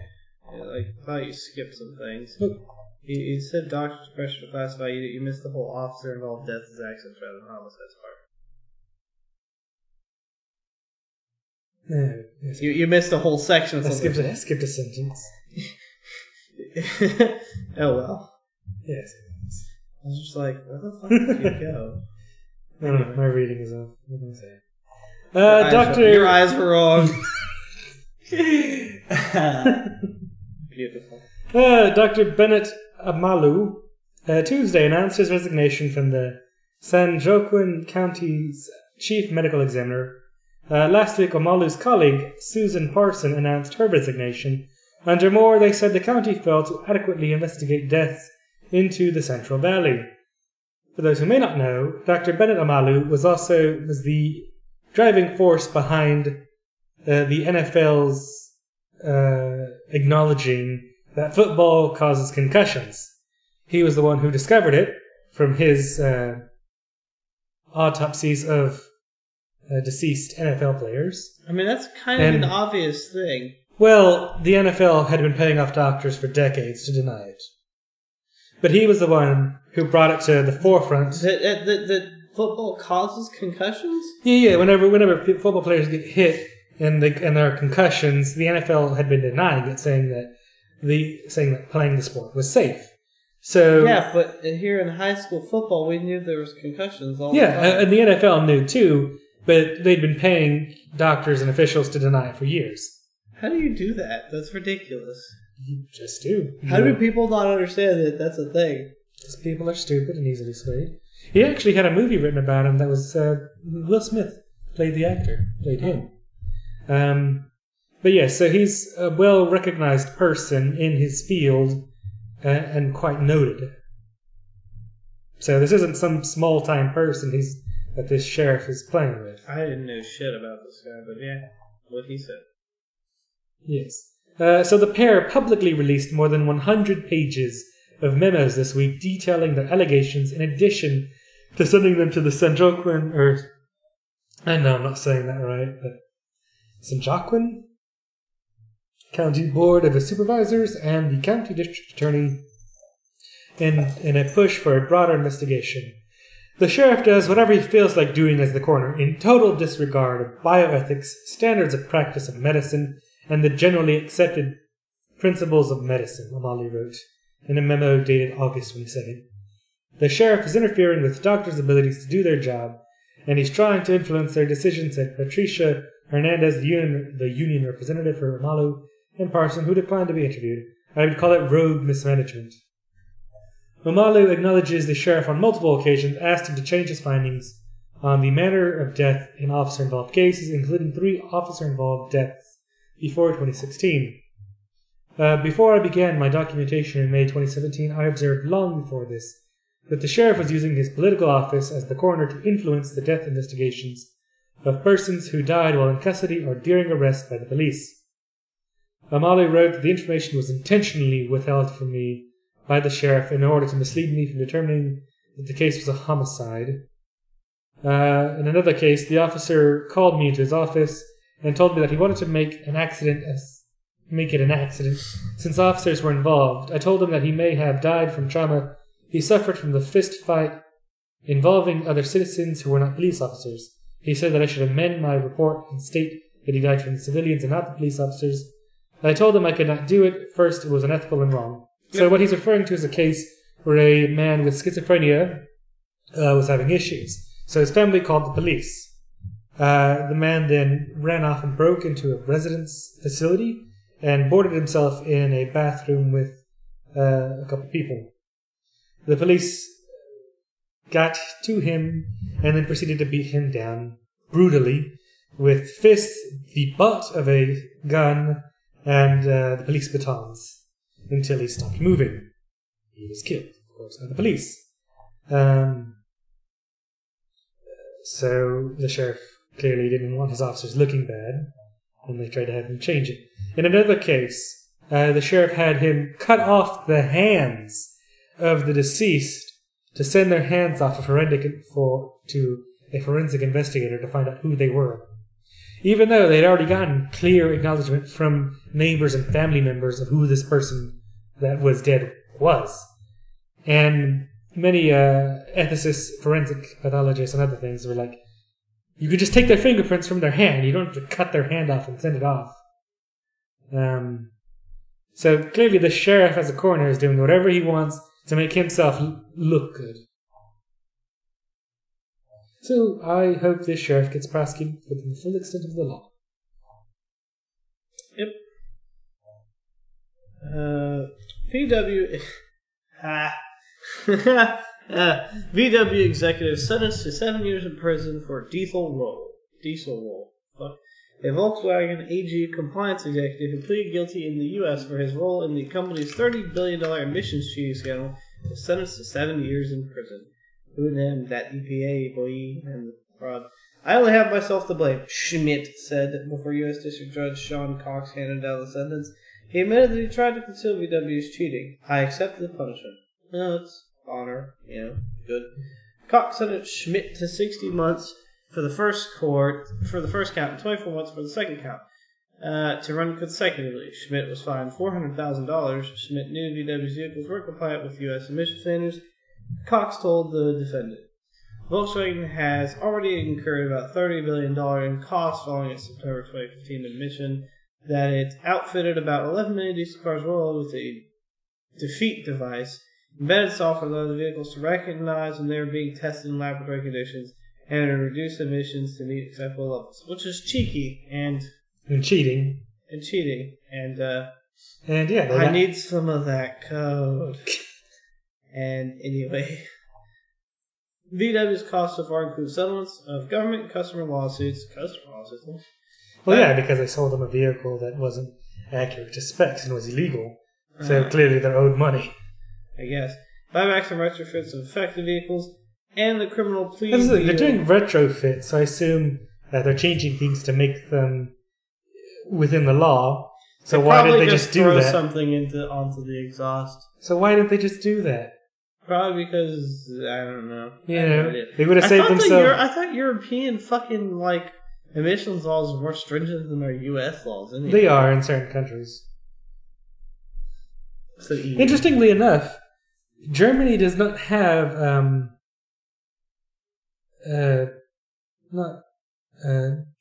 extradition laws. So there are currently 5 VW executives in Germany, and the U.S. cannot extradite them because Germany doesn't have extradition deals outside of the EU.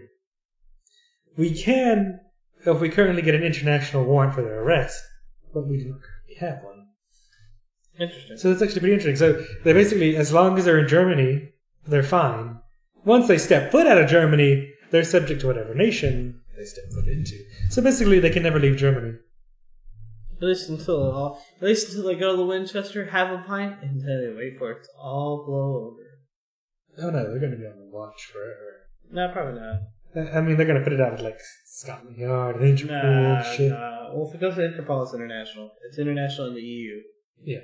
So, yeah. I'm sure the US will get these people eventually. Maybe. We'll put out an international warrant. They'll talk with Interpol. They'll get there. That I'm quite confident. Which included $2.8 billion in criminal fines and $1.5 billion in civil penalties. Schmidt is the second employee sent to prison for participating in the cheating scheme. James Leong, a veteran VW engineer, sentenced 40 months in prison in August. Leong, who pleaded guilty to conspiracy last year and has been cooperating with prosecutors, has appealed his sentence. Interesting. Yep. So, forcing kid to masturbate for cops in sexting case was wrong. Court finds. What? Yeah. This is. I'm already aroused. Force me to masturbate? Okay. You don't even have to force me.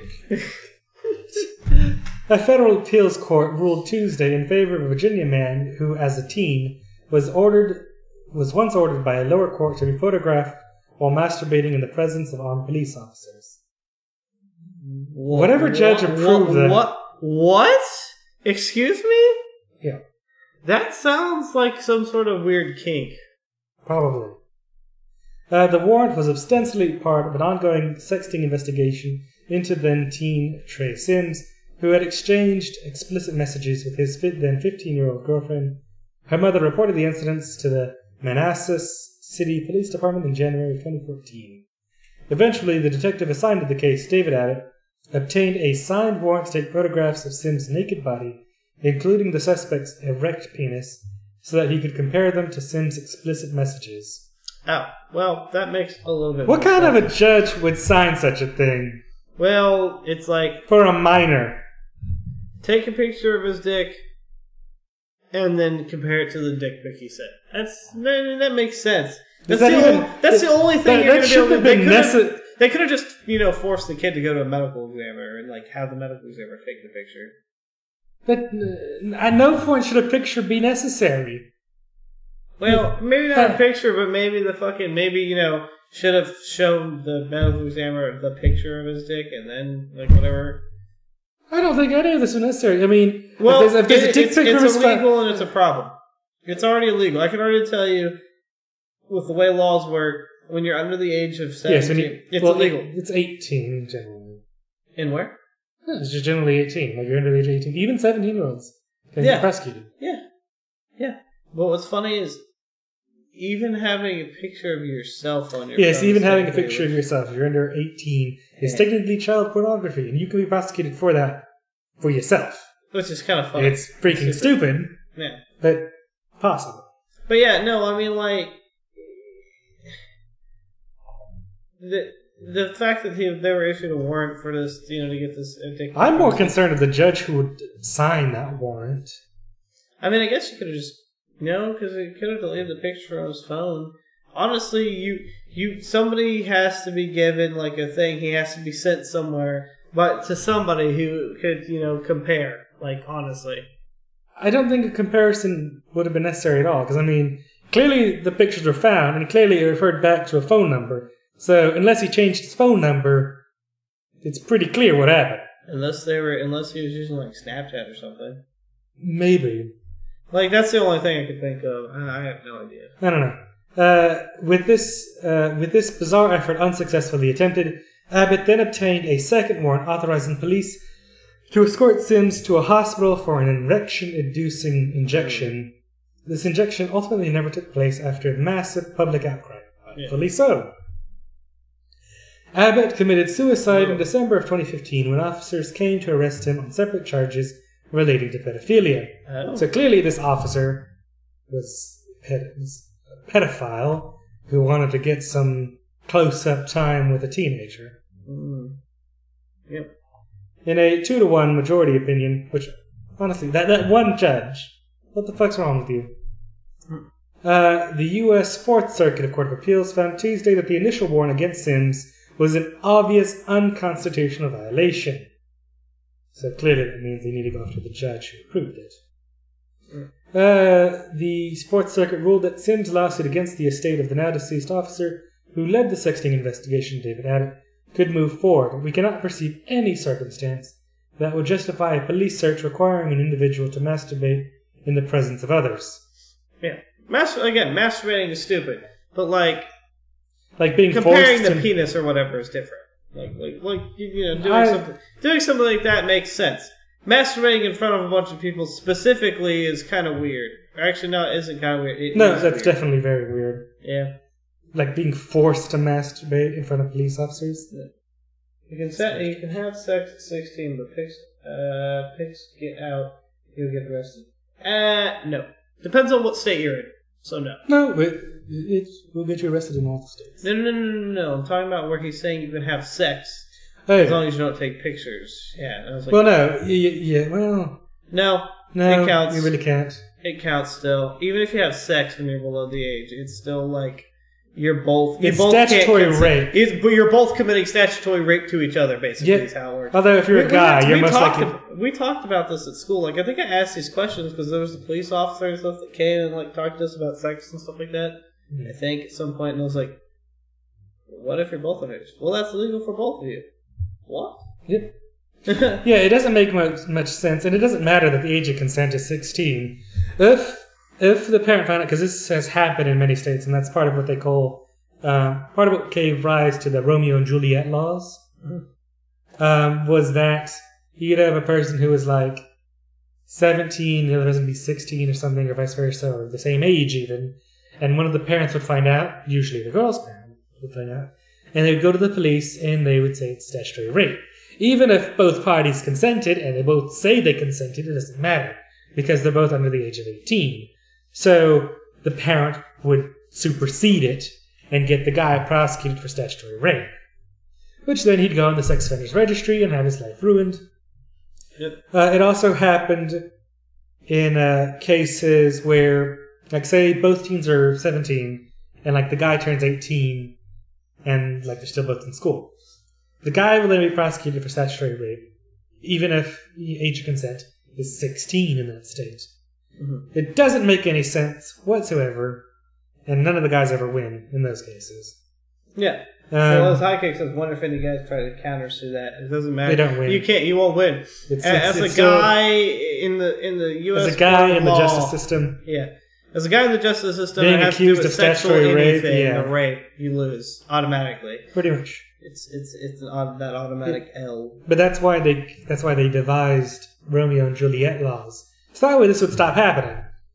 Even though it doesn't stop happening. Even though it doesn't stop happening even with those laws, because those laws are kind of weird. But basically, as long as the age is within 2 years, I think, 2 or 3 years, depending on the state. I thought it was up to 4. I think it's up to 4, but it ends at like 15 or 14. Yeah, it's 14. 14. Believe. So yeah, like a 14-year-old can have sex with a 16-year-old, because I think it's 2 on both sides. But it only goes up for 14-year-olds. So like a 16-year-old can have sex with an 18-year-old or a 14-year-old and not be prosecuted. Like an 18-year-old can have sex with a 16-year-old but not be prosecuted. But they can still push statutory rape. Yeah, they push some kind of like sexual assault. It's I don't know if it's still rape anymore. It's still statutory rape. Yeah, if the parent pushes for it, it's statutory rape. You can still get in trouble for statutory rape. Incorrect, Tyke. You raped her under the U.S. laws. Yeah. Women can't rape. It's bullshit. It's absolute bullshit. But, women are generally, in our fucked up justice system, never considered rapists. Anyways, take it away. I thought I just read the last story. No, I read the last story because it was about the guy who was forced to masturbate. Did you?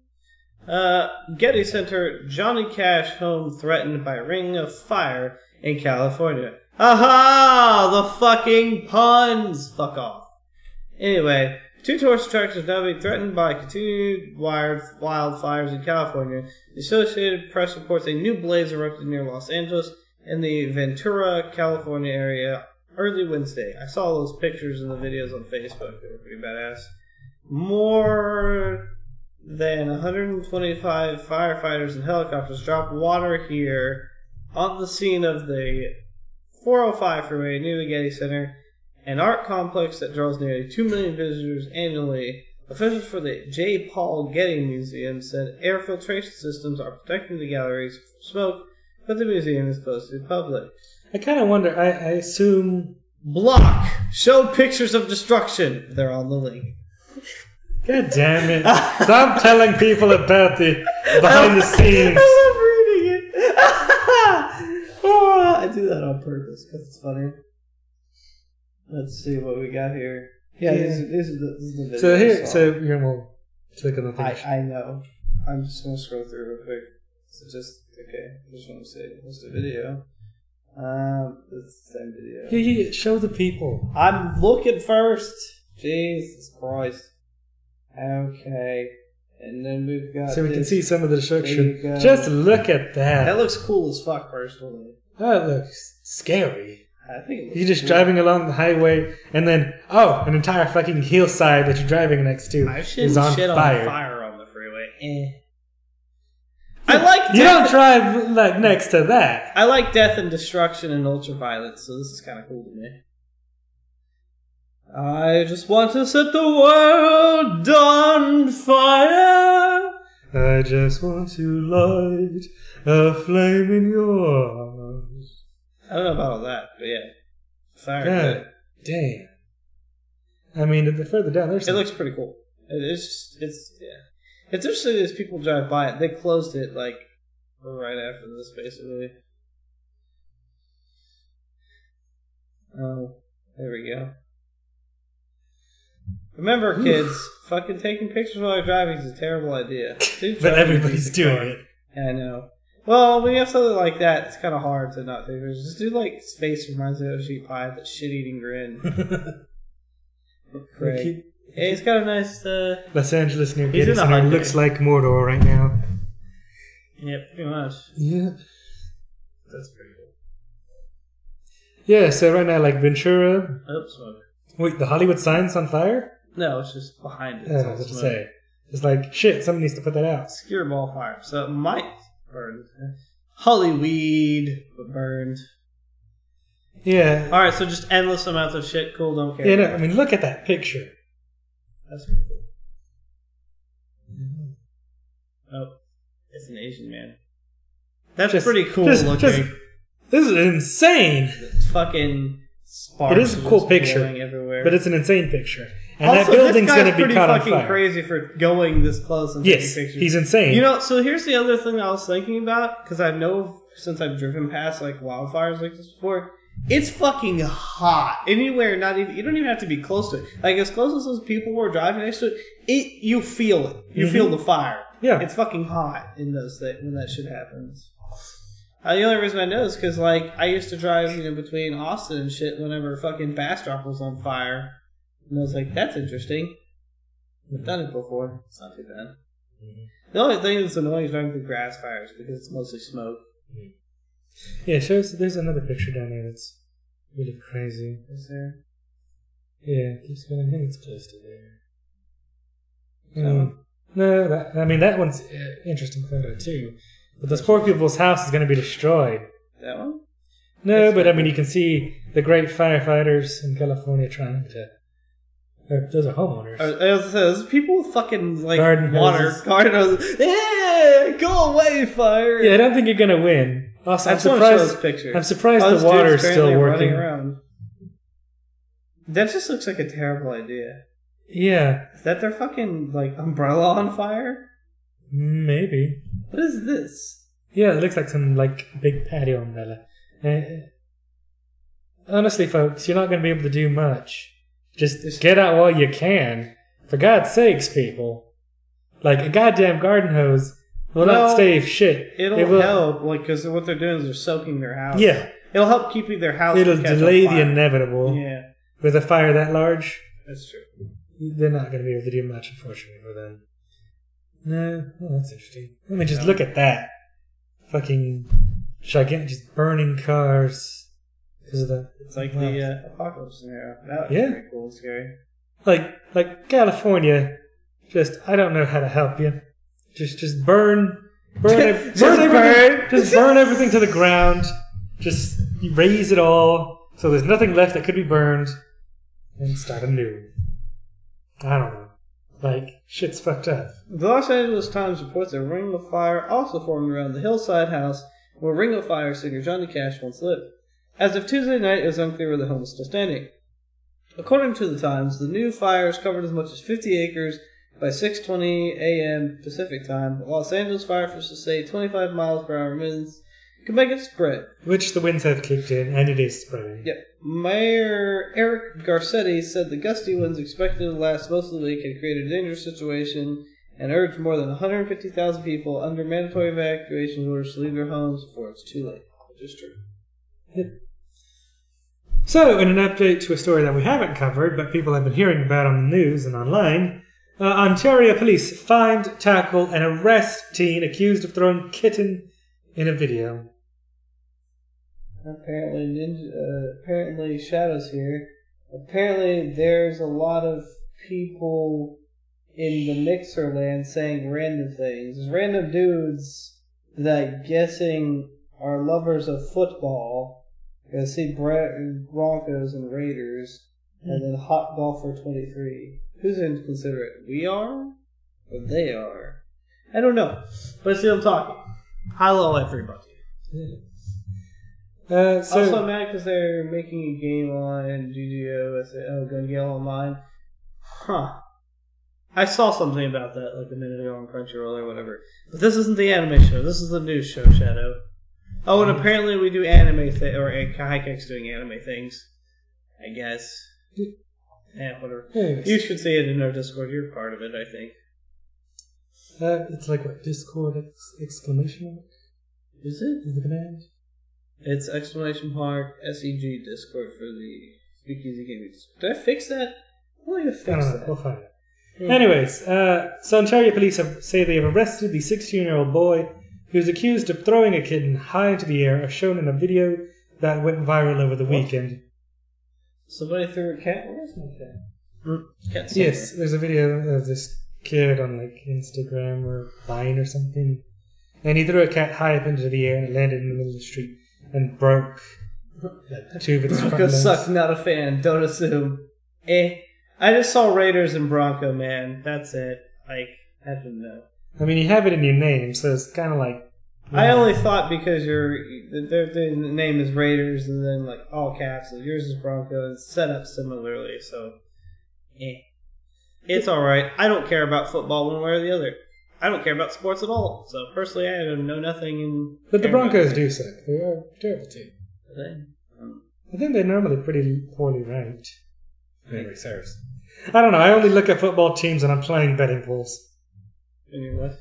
Betting pools? Oh, yeah. No, that's the only time I ever look at things I don't give a shit about is when I'm like throwing money down to win it. Because I don't have any team allegiances, therefore I win the most money.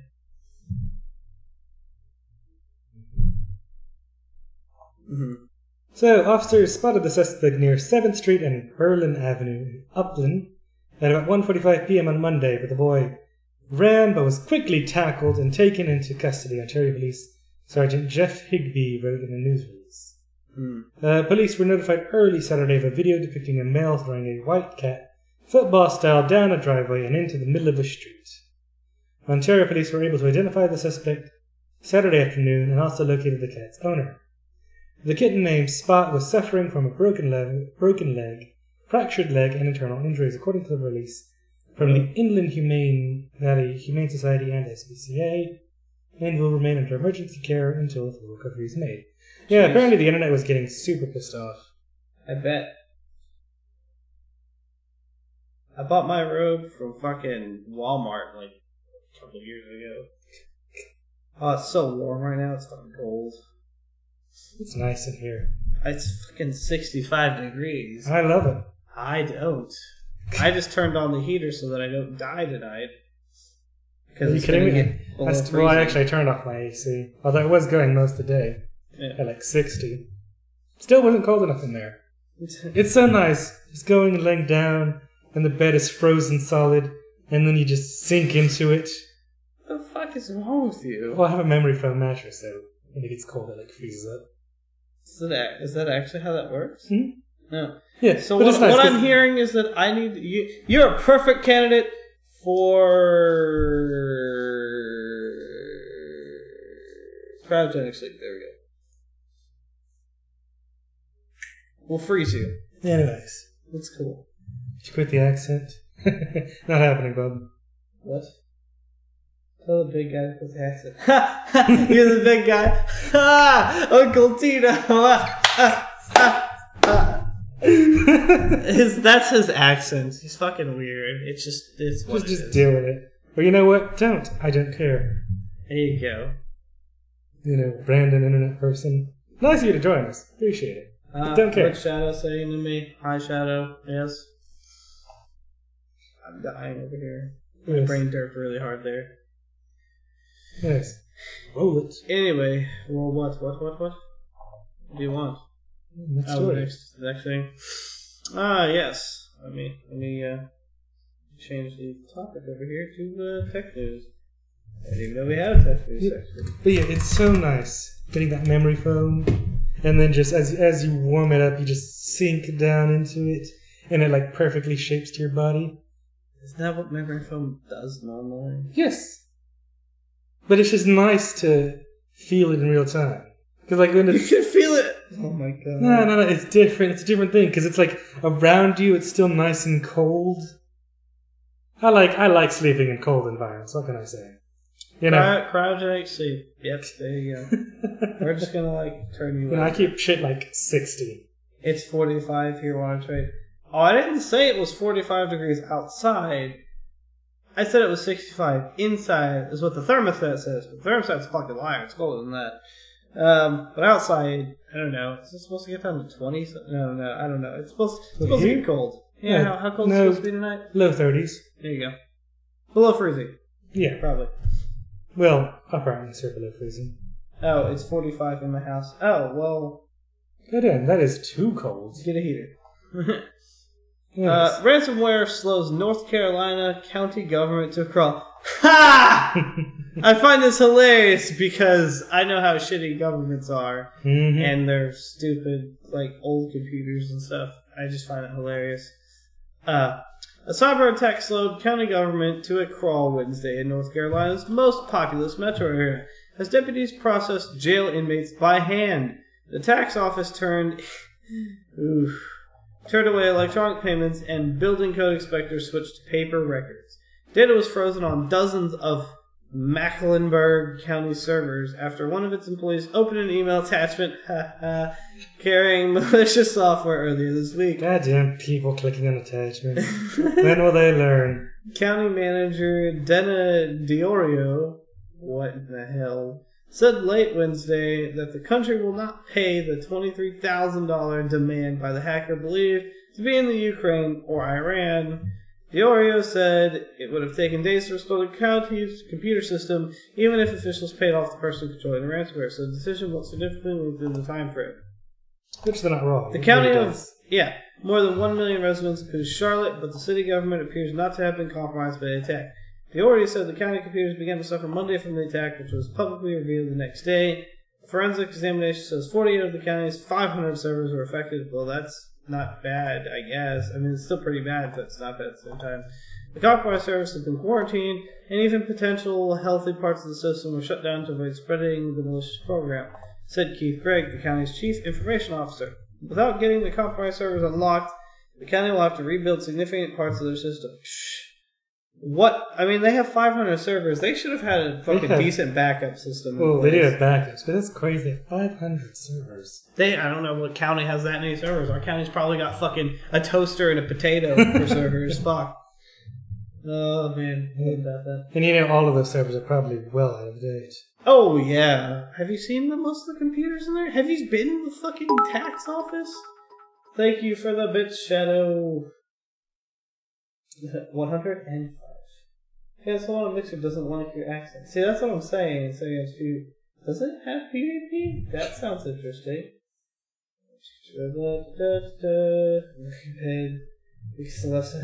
both look like you've had your share of couch cushions.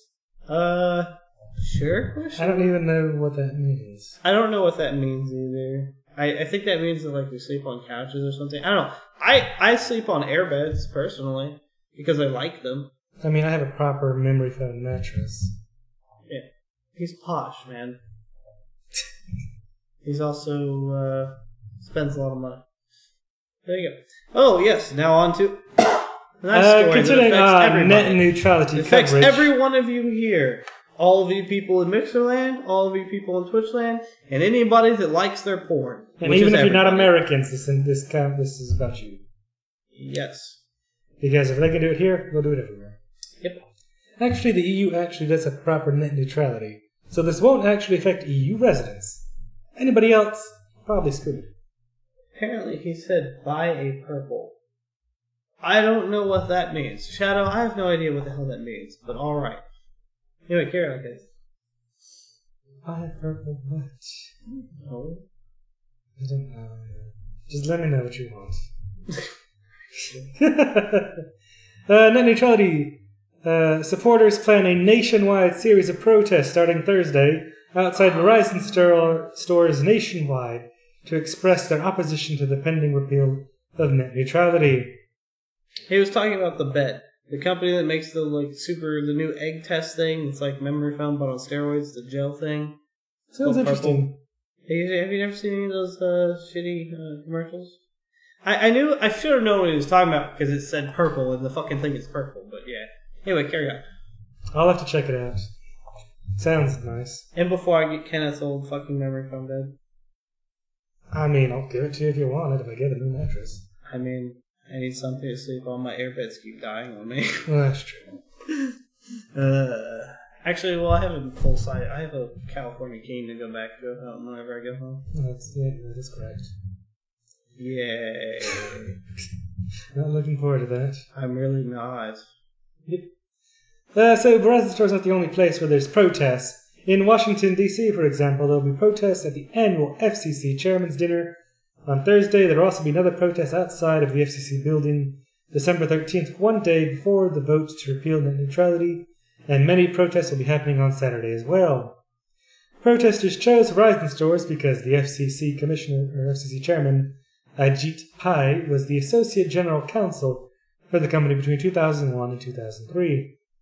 Verizon has been a long-time opponent of net neutrality rules, having filed lawsuits that led to the previous version of the rules being thrown out by a judge, and thanks to them, forcing us to go to Title II, which was proper net neutrality rules. So, thanks Verizon, your lawsuits actually did some good for once, and fucked you over in the process.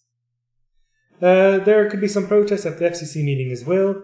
Net neutrality supporters disrupted an FCC meeting in April with a Rickroll. They sang at Rick Astley's famous song, but modified the lyrics proclaiming their love of common carriers.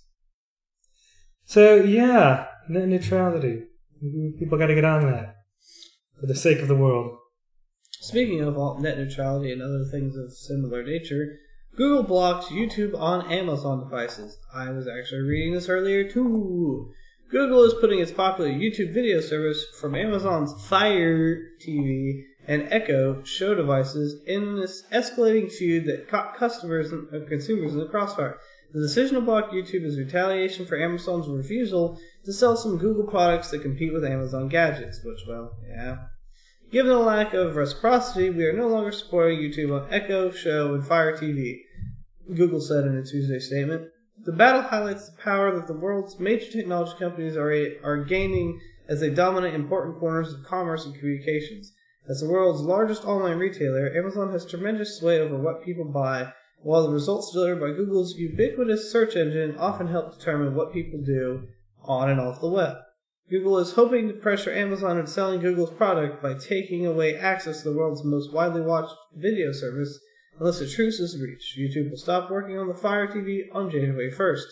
Besides withholding Chromecast and Home Speaker from its store, Amazon has also ranked Google by declining to sell an internet-connected thermostat made by Nest, which is owned by Google parent Alphabet Inc. Amazon also doesn't allow its Prime Video streaming service on Chromecast, an admission that Google wants to change. Wait, so Google wants to allow Prime on their thing? But well, yeah, because it gets people to buy the Chromecast. Anything that ships Chromecast is good. And with a lot of people having Amazon Video, if they don't have it, it is a major detriment to people getting it. That's cool. Yeah, I noticed we jumped on the Mixerland high kick.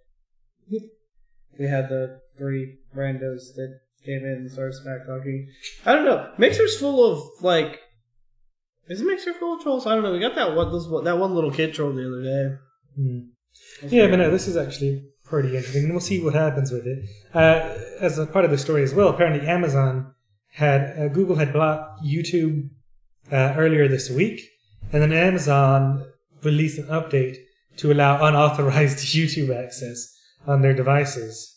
Well, because I believe YouTube's baked in like to an app because the Amazon sticks run like an Android OS type thing. Yeah.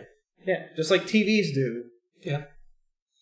But clearly, before they just like, oh yeah, you can't use that YouTube app. Well, what if we just go through the Amazon web browser instead? Well, you probably won't have a good experience. Guess if the web browser as long as the web browser can full screen, it's like my TV. I started watching illegal anime sites or whatever through my TV because it's the same thing. And like I really wasn't worried about my TV getting viruses because the pop-ups wouldn't come up, nothing would happen. So I'm like, that works. Yeah. Even though I'm sure it does. I think this will prompt Amazon to do something. Yeah. Because as we were talking about earlier, YouTube is the world's second most visited site. Is the reason just not selling Google stuff, or is it because Google, like, the way Google wants to do it, Amazon doesn't make enough profit or something? Like, what's it's because Google's Chromecast is competing with their Fire Stick, and Android TV is competing with, their Fire TV box thing. So Amazon doesn't. The Fire Stick is the same thing as the TV. What do you mean? As the Chromecast. Yeah. Yeah, Amazon doesn't want that competition. That's why they're also not selling Google Home stuff, because it's competing against Alexa and their Echo. And that's also why they're not selling. They're not selling Nest. I think just because Google owns it. That's just pure spite right there. But they're not selling the other devices because they compete with Amazon devices, and of course Amazon wants people to use their devices. And while the Chromecasts were selling on Amazon, they were the number one home gadget, beating out the Fire Stick and such. So of course Amazon wants to get rid of competition. You okay over there? Yeah, I was hearing the sounds. Yeah, I heard that too. So yeah, it makes sense for Amazon not to want them on there. Well, that's snow. Is it? Ish. Yeah. Oh, let me pause this. I have to go see this. That right there is Huh? Yeah.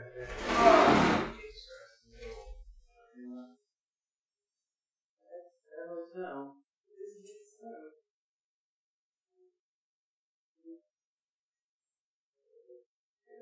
Like last time. I was actually again last time.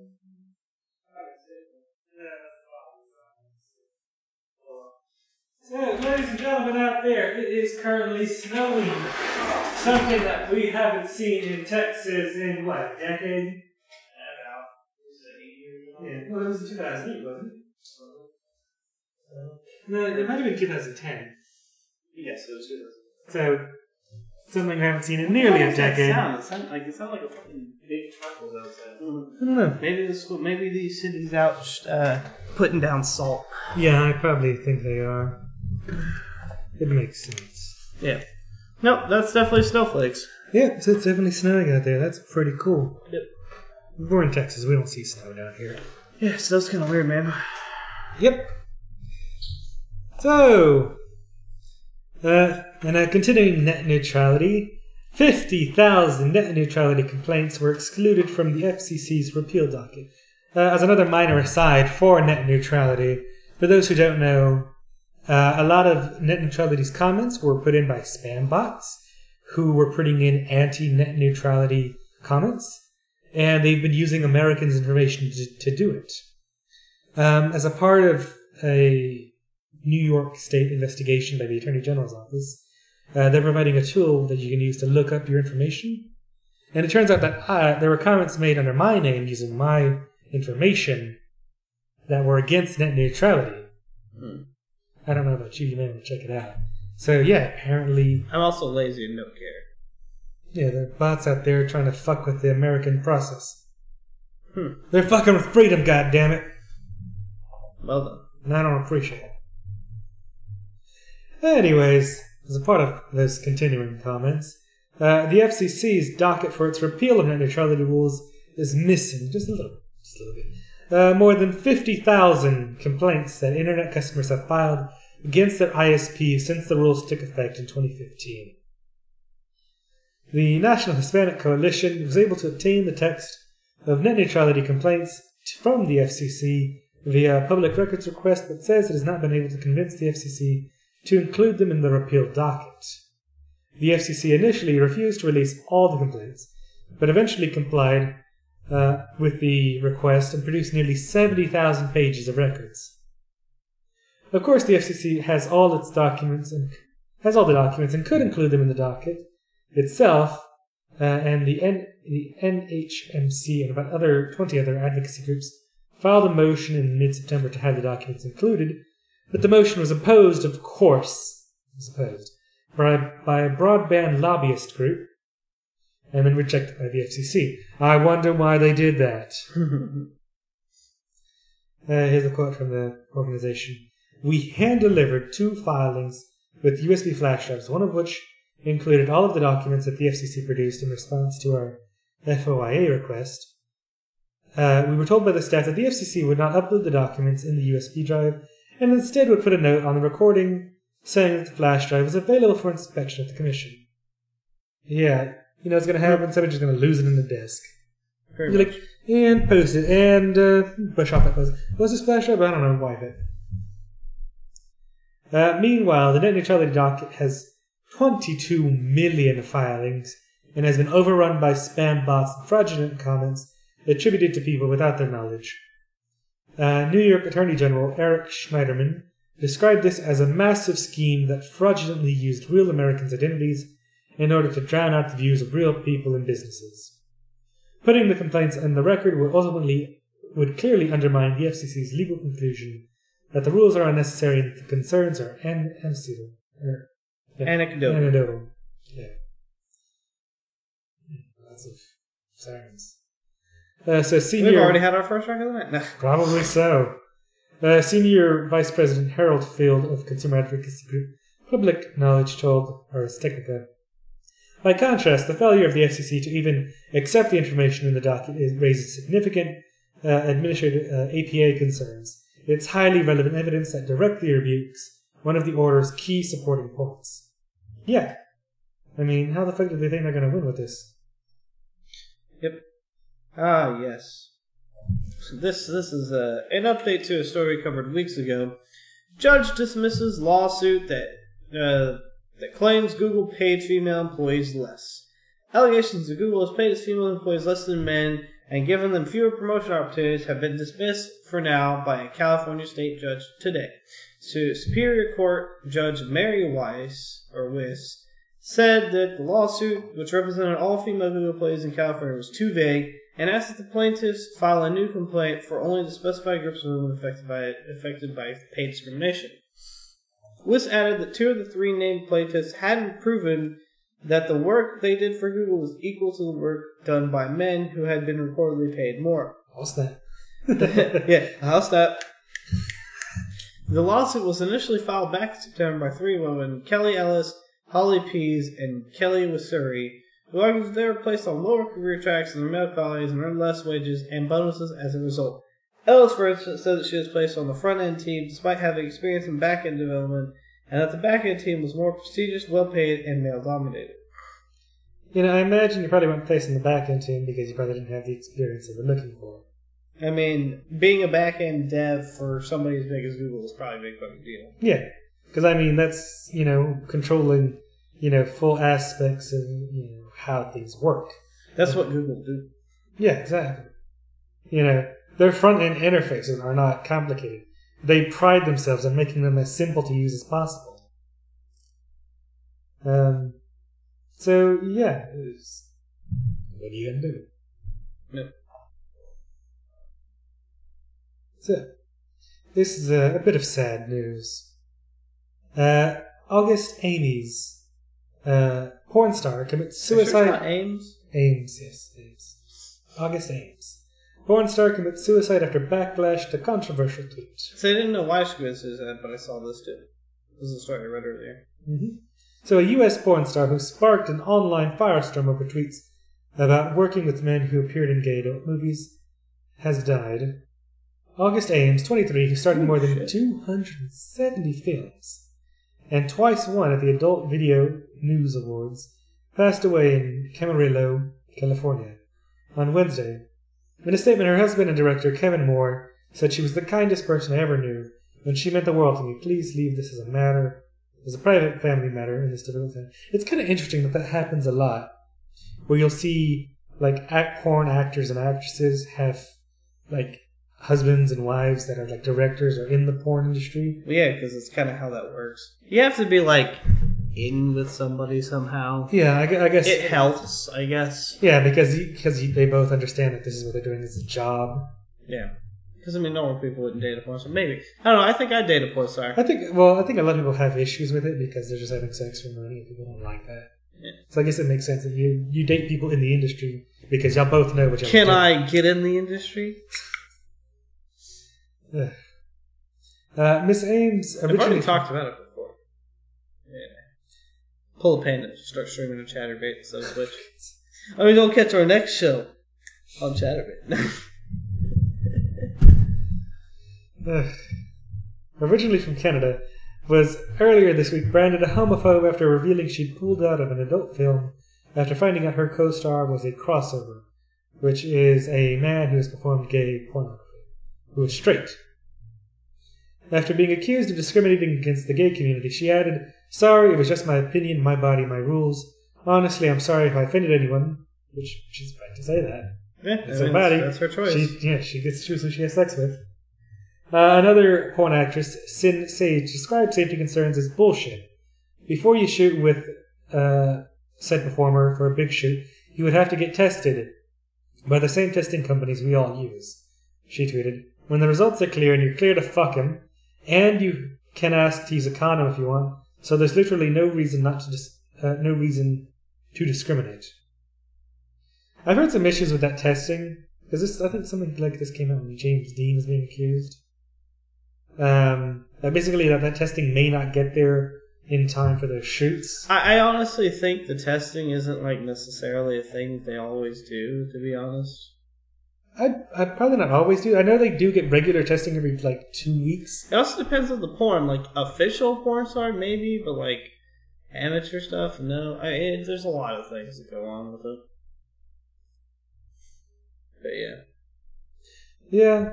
So, that's interesting. Yeah.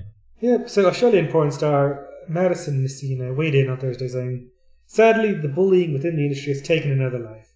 August Ames was bullied horrendously for the past 24 hours. They're standing up for her right to choose who she works with, and sadly, she's taken her life." It's true. It's a tragedy for the porn industry and for everybody who would have seen her movies. At least it's not Mia Khalifa. I mean, you know what's funny? When Crucifix and all them come on, we're talking about porn stars, and I'm just like, I watch porn. And they're just everyone's like, oh yeah, everybody knew all these people. I'm like, I have no idea who the fuck you're talking about. Does anybody know who anybody is, really? They know all the porn stars. I don't even know regular actors. I just know Keanu Reeves because Keanu Reeves plays as Keanu Reeves and everything. There's certain actors that just play as themselves. Shit, when I'm watching porn, I don't know who the fuck I'm watching. That's exactly. I don't care. I'm just watching to fucking jerk my dick. I don't give a shit what their name is. Yeah.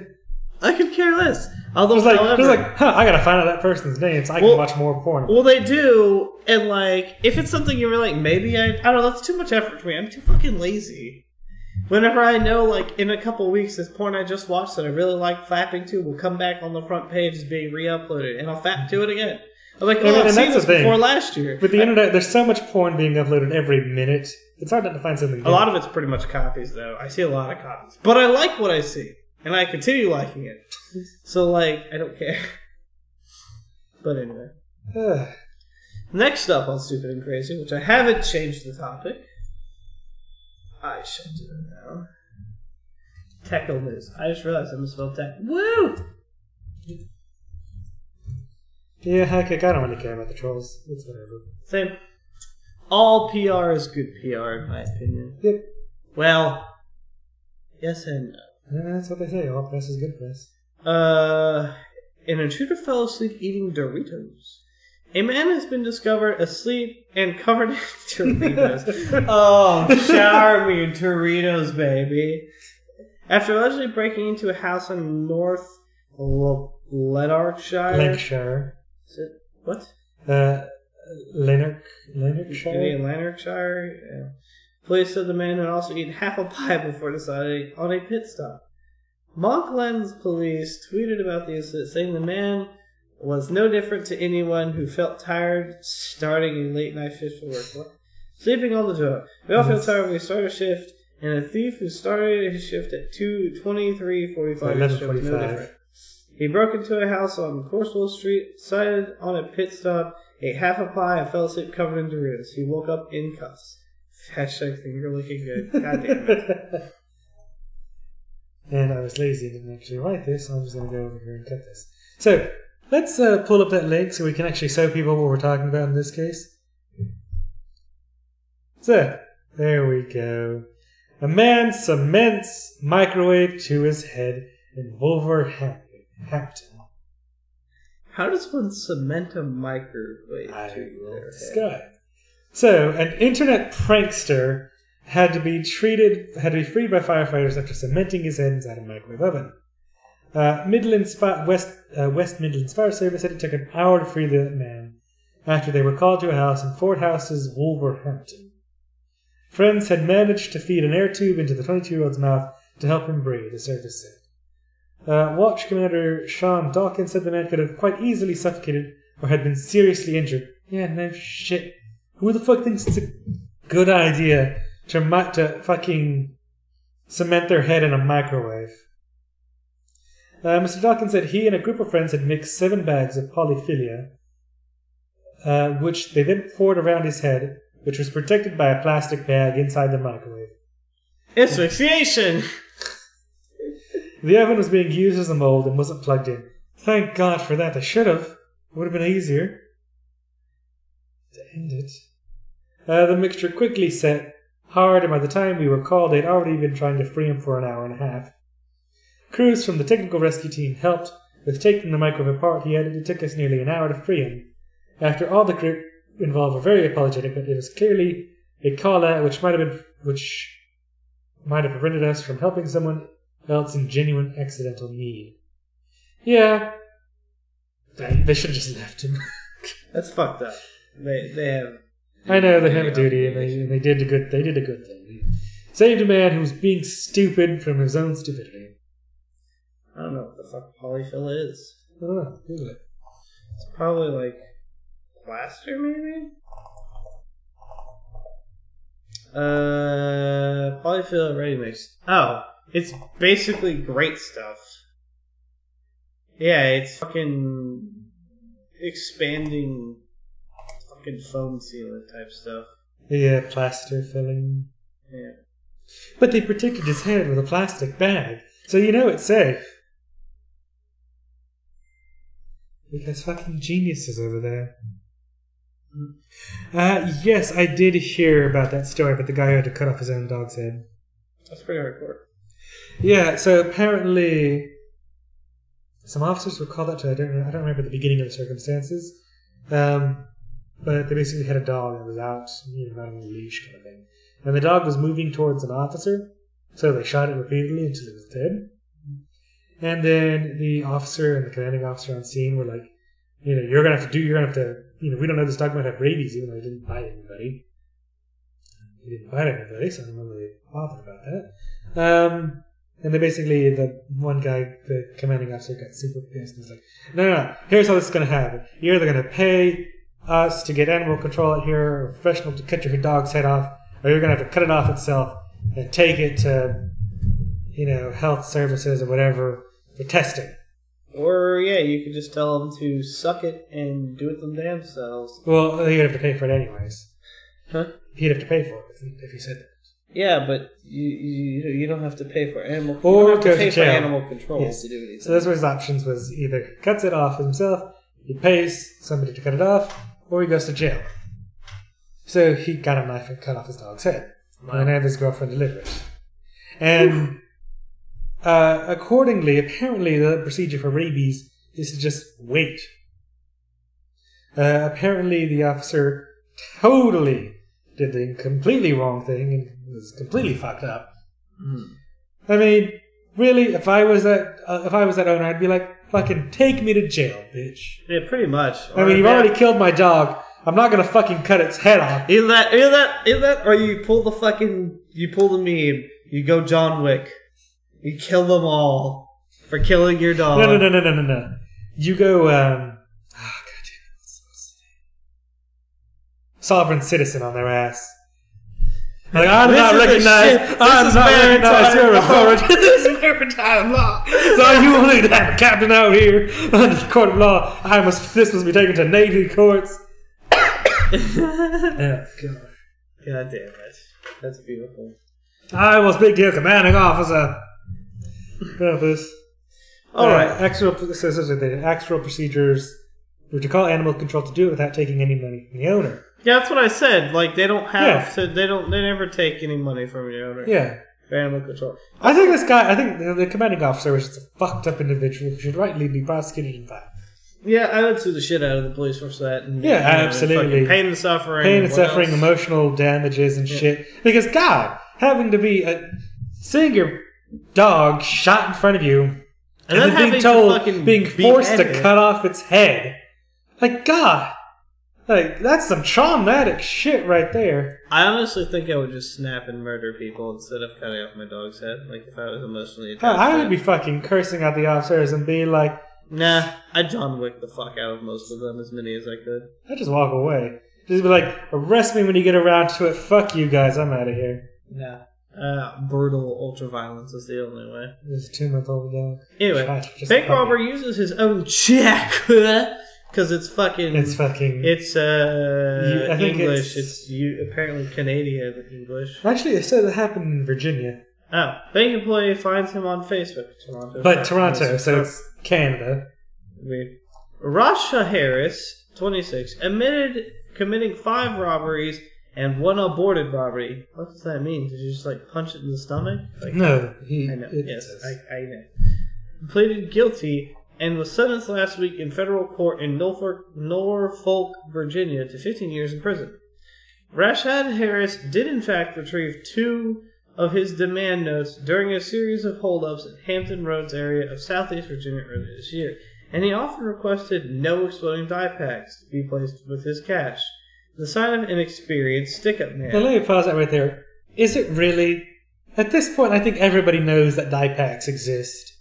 And that you always ask for shit without die packs. Mm-hmm. But also, will you really ever know if there are die packs in there? You don't know if there's die packs in there until, like, you open it up and it explodes in your face. Yeah, exactly. And that ink is nearly impossible to get off. Mm-hmm. So, like, really, you know? I mean, die packs are pretty small items, I believe. So they can hide nearly anything. Yeah. I guess if you don't get away with like a bank, like a duffel bag full of money, like if you get like a handful, I guess of course you're gonna get away with it, or like a small bag. I don't think you're gonna get away with it. I think getting away with it's relative. You get away with it for a little bit of time. I don't think anybody that robs a bank in this day and age will get away with it. It happens. Usually there's so many circumstances people go on social networks and be like, I got all this money, oh yeah, woo. And they're like, well, they clearly just robbed a bank. Well, they clearly are a drug dealer, they robbed the bank, there's some reason. Well, no, because they caught them on camera. They caught them on camera and then they matched it up with the social network. So then they're like, yeah, no, that's the people who robbed that bank. Pretty much. It's fucking idiots. He held the Wells Fargo. Interesting.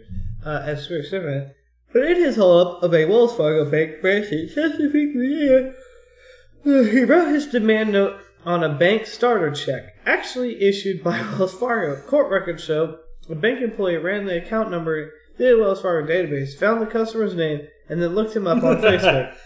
And there was Rashad Harris, the man with the gun the note and $2,701 US of Wells Fargo's money. Harris, 26, was arrested. He admitted committing 5 robberies. Now, why would he admit? And 1 aborted robbery. As far as they can prove, they only caught him on 1 robbery. Yeah. You don't say shit and you said, come on, this guy's an idiot. Pleaded guilty and was sentenced last week in federal court in Norfolk, Virginia, to 15 years in prison. Prosecutors noted that Harris had a lengthy criminal history beginning at age 16 with a robbery, followed in adulthood by grand larceny, burglary, and attempted car theft. This prosecuted the U.S. District Judge Raymond A. Jackson's decision not to reduce Harris's potential sentence, but to impose 8 years of conspiracy and robbery and 7 years for using a gun in said crimes. Jesus Christ. It's like, we're going to fuck this guy even more. Yeah, well, clearly he had it coming. Yeah. Oh, he had it coming. Look, the time packs in your wallet. It's okay, cash it there. I mean, I guess. You can put a lot of shit in your wallet. I think dive packs work on like sensors in proximity to the bank. They do. So it's like the stupid cart wheels things now on fucking shopping carts to stop people from shopping carts. Yeah. Everybody has them. Work. I assume they work. I don't know. Like, do they have to charge them eventually or something? Or do they... No, it's not even. It's just. It's like a weird little. I think it's like a magnet, basically, or something. I don't know. I don't know how the fuck it stops the wheel. I don't know. I think it's just a little circle on the bottom next to the wheel. Well, there's like 2 different kinds. Because there's one I was saying that if you take the cart past certain bounds, it like locks up the wheel. And there's others that just have like GPSs built into that thing. I think all of them just stop the wheels. All the ones I see just stop the wheels, but it's different in how they do it. The ones that Target, the ones that Target have a huge box around it. That's the most ones I've seen. The ones that like are Walmart, I don't think Walmart has. I don't think Walmart has. Actually, no, they might. The one at our HEB is just a red disc. It's a red disc on the wheel. Because they had the half ones at HEBs. Oh, I didn't see that. No, the ones at HEBs on the carts, there's this red disc at the bottom next to the wheel. How does that work? I don't know. That's why I said I assume it's magnets ? I guess so. No idea. Magnets, how do they work? I know how magnets work. God damn it. Yeah. Well, that's it for the show. Yeah. So, thank you all for coming out. Who carries cash? But yes. So, thank you everybody who came out today to enjoy our stream and our snowing weather out there, which is neat to see. Because we can't see it. We can't see it because it's pitch black outside, but still. So, anyway. So thank you, ladies and gentlemen, for joining us this evening on Table Talk Thursday, episode 35. Please join us again next week as we continue to cover the news around the world and in the area.